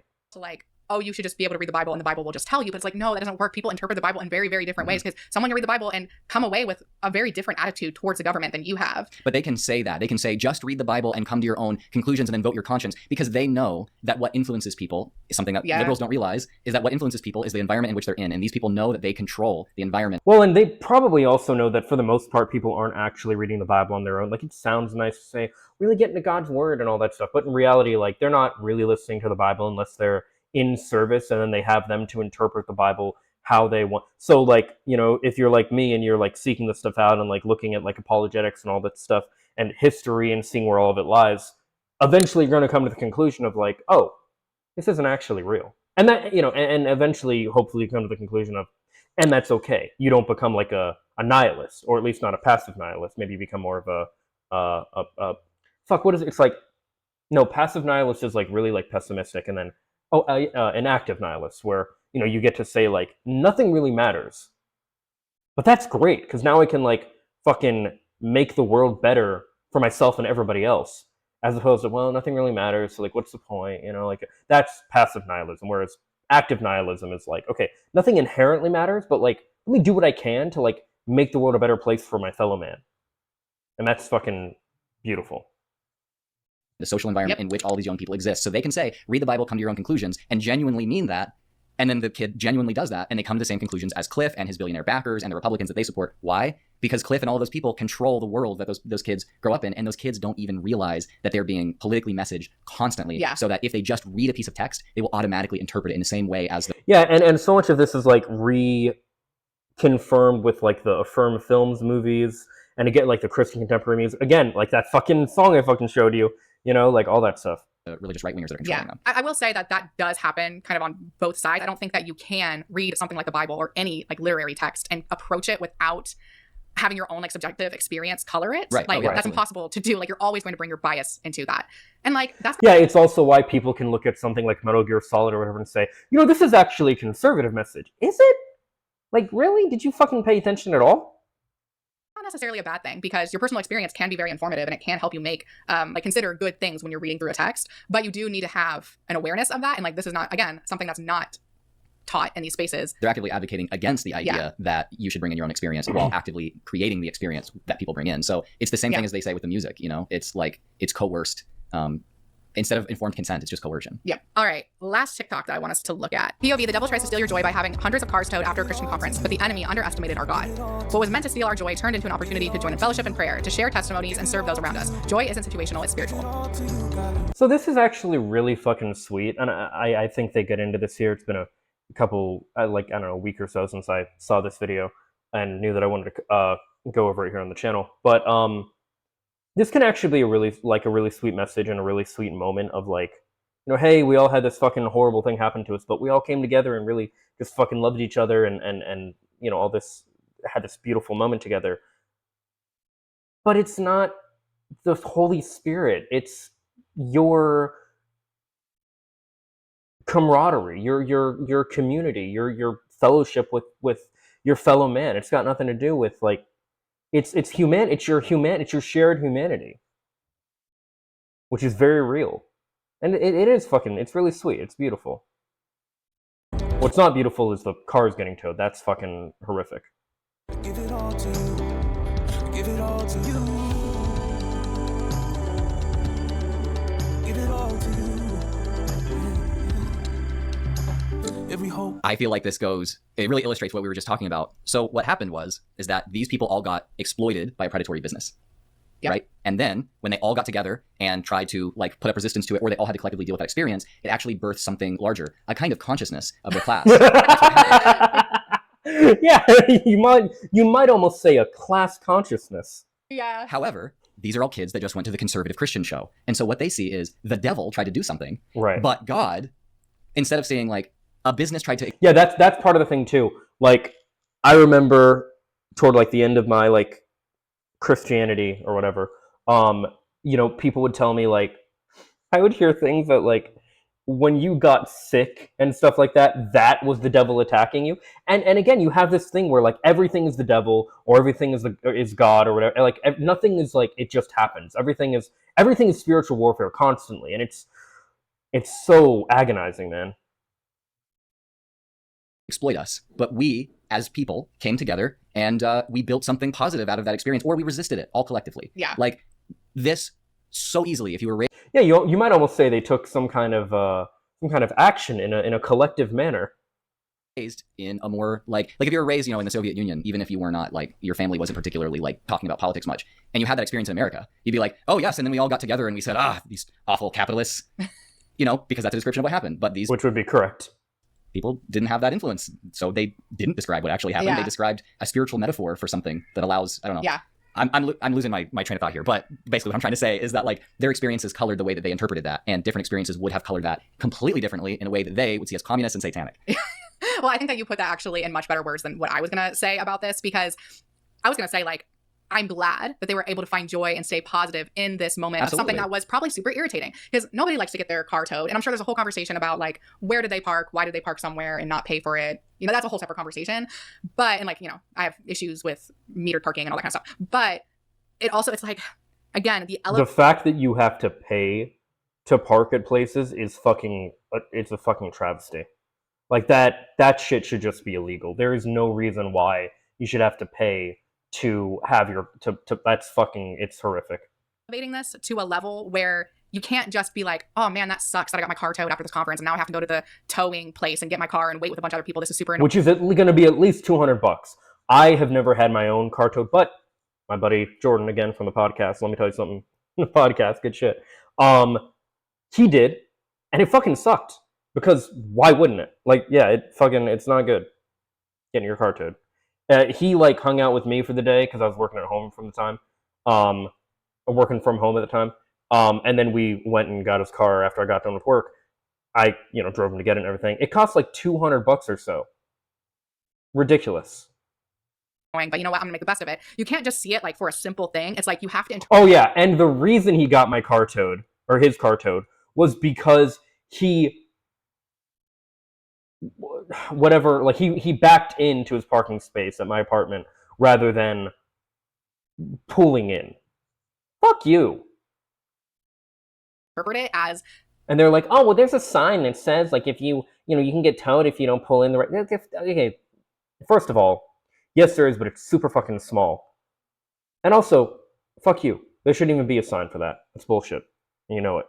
the devil himself did this to get back at me because he knew that I was going to a Christian conference where I was worshiping God, and he didn't like that. So he had my car towed. And it's like, no, girly, you just parked and didn't pay for it. Like, okay, you don't have to make it like everything so life or death. But they do. Everything is a spiritual battle, constantly.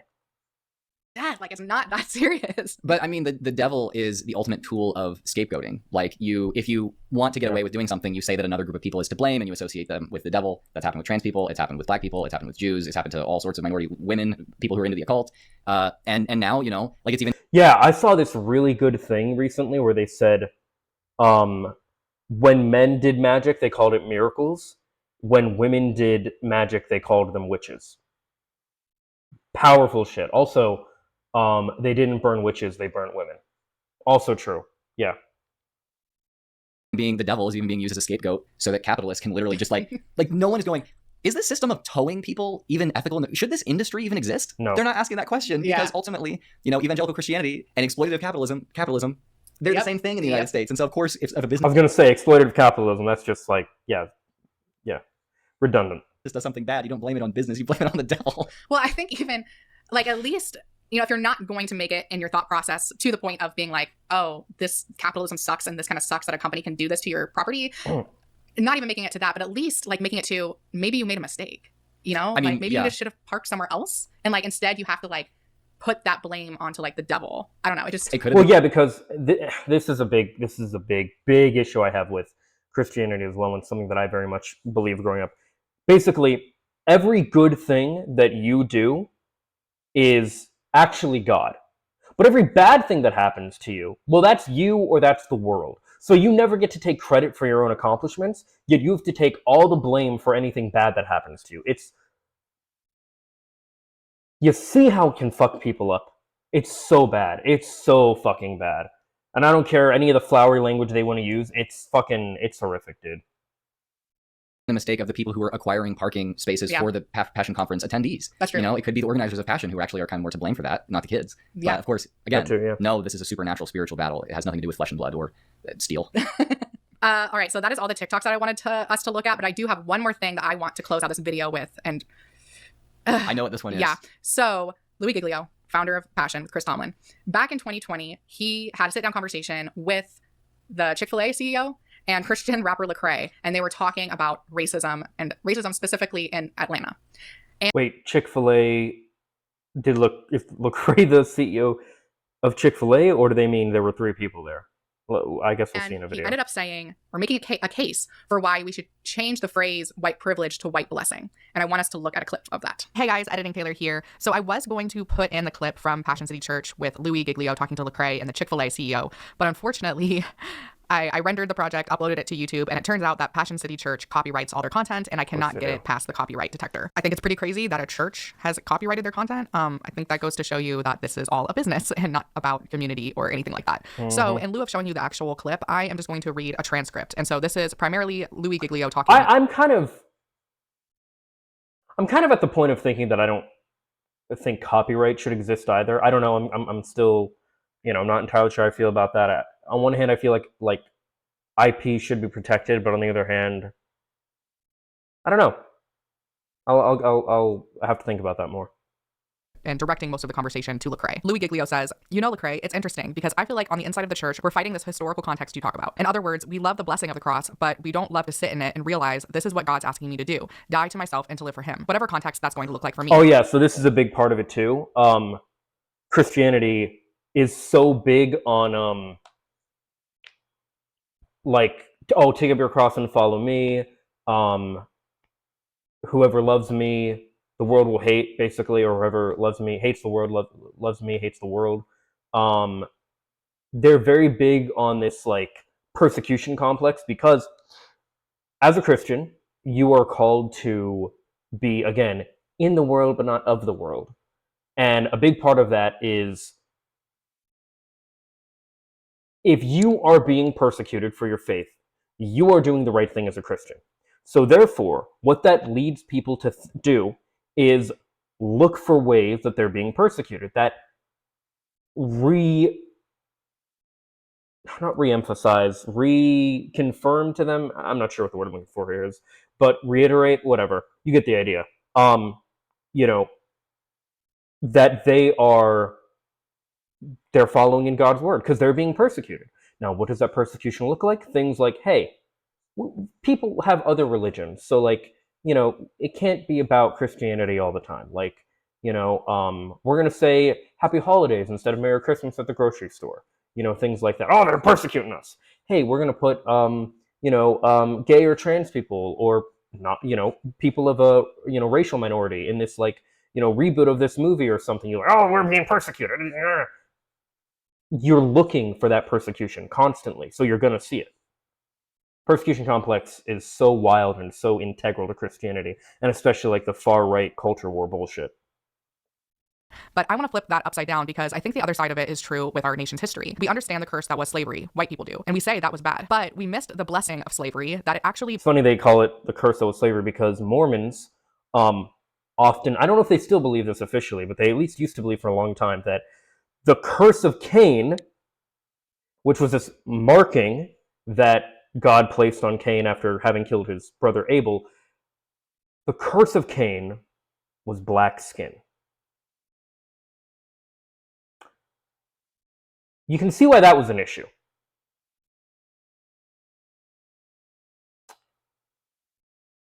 Built up the framework for the world that way people live in and lived in. And so a lot of people call this white privilege. And when you say those two words, it just is like a fuse goes off for a lot of white people because they don't want somebody telling them to check their privilege. And so I know that you and I have both struggled in these days with, hey, if the phrase is a trip up, let's get over the phrase and let's get down to the heart. Let's get down to what then do you want to call it? And I think maybe a great thing for me is to call it white blessing, that I'm living in the blessing of the curse that happened generationally that allowed me to grow up in Atlanta. And you talk about being 57, and if you were 57, I can't imagine being that old then and being 57. But I've said to our church, Lecrae, a few weeks ago when I was born, the day I was born on Boulevard at Georgia Baptist Hospital in 1958, Black people did not have equal rights in the city. Not my grandparents' lifetime. Pretty sure my dad was born in 61. Lecrae is older than my dad. That's crazy. Or their lifetime. In my lifetime, this is right now what we're talking about today, and call it what you want. Dan, I think the issue begins with a white person saying, I want to try to put myself in somebody else's shoes. And I find it far easier to dismiss it all by saying, that's not me. That doesn't reflect me. And I just went through diversity training at my job for the last 4 days. And so that's all we hear. That's not the way I am. But I feel like dismissing it just as a response probably is an indication that there's something a little bit bigger under the surface that maybe we don't want to deal with. Isn't that so insane? That was like the most ignorant thing I've ever heard. Like, the Grand Wizard of the KKK, as heard on Bryce Crawford's YouTube channel, asked Bryce, why are the nations of the United States and the nations of Europe, why are they so blessed? And then Bryce goes, I don't know. And he says, because God blessed them. That's why we're so much further advanced than everywhere else. Because God blessed them. We stole shit from other people. But like, this is crazy because he's actually acknowledging that we like built this nation on slavery. And the wealth that we have is in part due to the massive, hundreds of years long project of exploitation of anyone that is not a white Protestant Christian. And he's saying that we should call the artifact of that, the product of that, a blessing. I mean, you can call it a consequence of slavery. Yeah, we should. I think we absolutely should. Yeah, so I feel like this is kind of like how I feel about like the term toxic masculinity, where I feel like it's just been so co-opted by the right and so misunderstood by normies that it kind of like doesn't mean what it's supposed to anymore. And I kind of feel the same way about like white privilege or whatever, because people, so like, this is an issue that I had when I was like more right, a little bit like, right leaning or what have you, where, you would hear things about like white privilege and stuff, but you think, well, but I'm struggling. I have these problems. I have like, all this different stuff. And I don't agree that like white blessings is like the right term. But I feel like, I think the more important thing is to draw attention to not the privilege of like being white, but the disadvantages of like being a minority, because the things that white people have privilege for, they should not be privileges. Like it shouldn't, like they shouldn't be privileges. And I feel like focusing too much on the privilege part is like counterintuitive, whereas what we need to focus on is how, hey, like, these guys should be getting the same privileges, the same rights, getting treated the same way that white people do, It's kind of, I don't know if that makes sense. Let me know if you want me to, like, clear that up in, like, another video or something in the comments, but, yeah. But to call it a blessing reframes it as this is a thing that should not be defined by its past, Well, it also reframes it where it's like, we don't need to like feel bad about it or make amends or anything, like, and white guilt, like that's a whole other thing that's fucking stupid too. But like, we don't need to make amends or anything because God blessed us. God gave this to us. Yeah, he gave you the slaves and everything, which of course, slavery proponents did very much believe and purport. Should not be thought of in context that like Still do. It exists because we stole it. Right? Yeah, well, here's the thing is that he does kind of acknowledge that this is a structure, a man-made structure that white men built hundreds of years ago. And that is why we have what we have now, where white people do have the privilege that they have. He acknowledges that, but at the same time, he calls it a curse, which to me, like he's using this like supernatural language where it's not just something that's like physical and man-made. It's a curse that befell this nation from Satan or demons. And I feel like that kind of takes the blame away from the people that built this structure and puts it on something else that's very like ambiguous and nebulous and like where you can't actually hold those people accountable. Yeah. But then he's also saying we as white people were in a blessing. No, I think that's a big part of it. Like to remove accountability from white people in general for like, don't get like, I'm not for like sins of the father kind of stuff. So like, I'm not responsible for horrific things that white people did. If you're white and you're watching, like, white people in general are not responsible, but white people that are alive today in general are not necessarily responsible, but the group of people that have been historically responsible for the harm done to the global south are white. And removing that, like obfuscating that, I don't think is helpful either. And I think that's essentially what Taylor's getting at here. Thing because of that, and like the term blessing, that means that God is looking upon certain people favorably, Yep. presumably Right. because they're doing what they're following God's commands. Yeah. So by calling white privilege white blessing, you're saying white people deserve what they have because Or at least it's the will of God. it's that the will they of have God it. Yeah. because they're doing something right or they have done something right. And so like that doesn't make sense. And it also doesn't seem like what he's trying to say at the same time, because he also acknowledges that slavery was bad and white people did it. So it's like, I don't understand what he was trying to say with it. And also saying all of this to a black person, like, is so fucked up. And I can't imagine like what Lecrae was thinking when he was saying. Lecrae's one of the biggest tokens I've ever seen. It's Yeah. crazy. It's crazy. The stuff that he allows on his own platform it's shit like that all the time.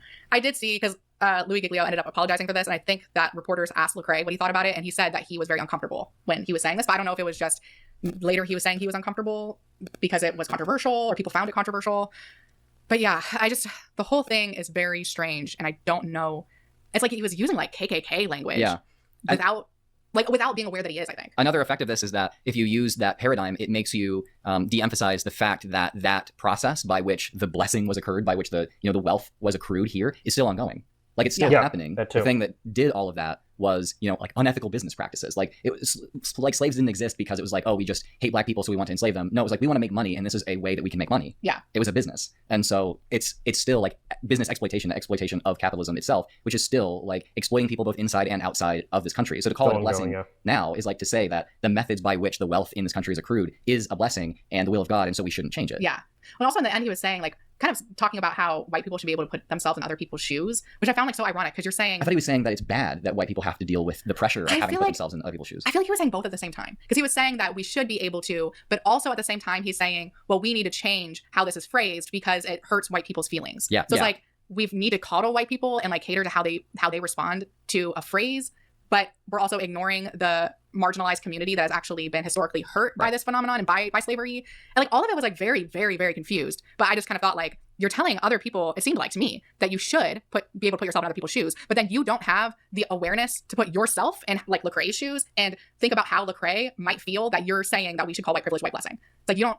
Like, what are you saying? I think it was just like a confused mess that is born out of like ignorance. Probably the people that he was surrounded by are honestly white supremacists and Yeah. use this type of language, and also trying to somewhat find a moral center in all of that. And so it like ended up being like this really confused mess. Yeah, absolutely. But this is the founder of Passion. Fantastic, incredible influence that these kids are undergoing at Passion. I feel like this video kind of like we started with talking about wife hunting and ending with talking about just like blatant racism and like capitalism That's and class consciousness. And I think that's fine. I mean, hey, if you don't want to use some of that, I'll put it on my second channel because I thought it was great. Okay. Yeah, no, I mean it's all connected. No, I will use all of it. I just thought it was funny how it's like this video really we got into a lot of topics on this one. Thank you guys so much for watching. Oh, look at their cute dog. A huge thank you to my patrons who help make these videos possible. If you like this video, please be sure to subscribe and ring the bell. If you'd like to follow me on social media, my Instagram is Taylor_the_antibot. And if you'd like to consider supporting this channel financially, links to my Patreon will be down in the description. And we'll see you on the next one. Say bye. Aw. Yeah, so if you like their content, subscribe. No, they make really, really good content. Yeah, man, I mean, I think they did a really good like job discussing like this concept, but yeah, I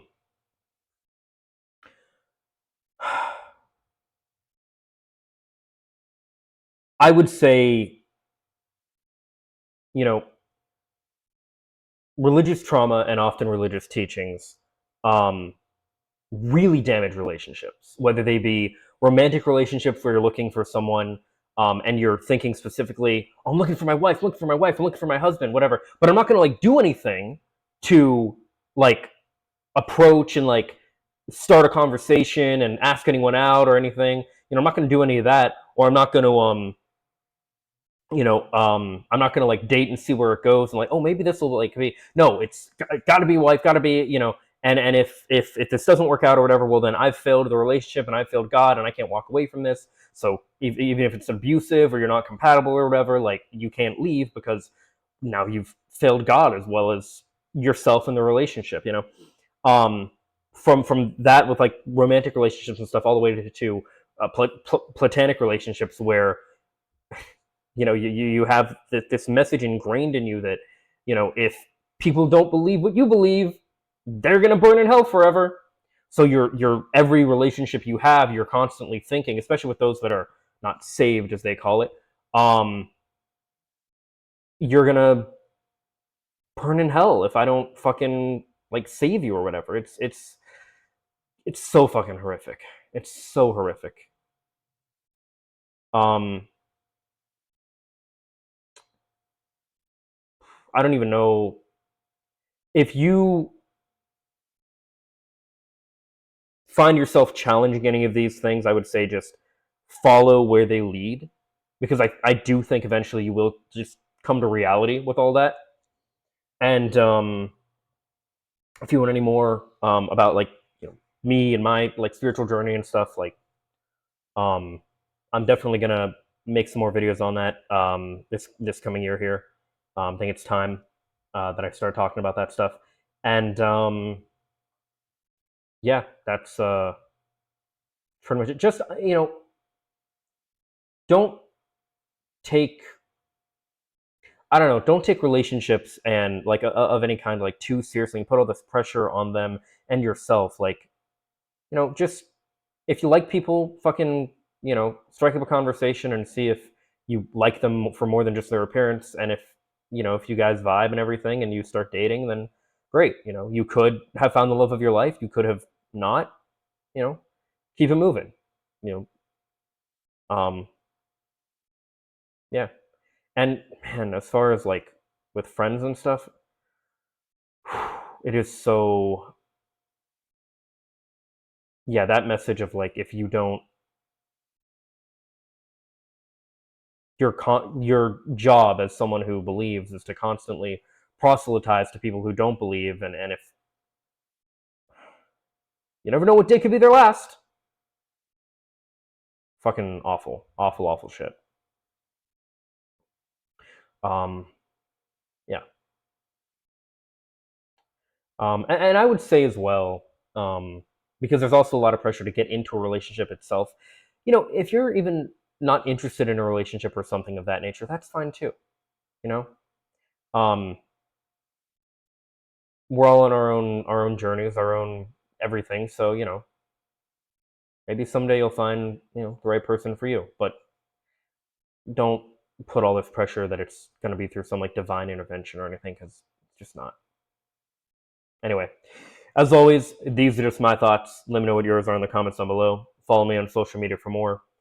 Check out our podcast. I'm going to have the Valentine's Day themed one actually put up here. Whether you're spending Valentine's Day with a loved one or as a single person, take care of yourself, take care of each other out there, and leave a like if you like.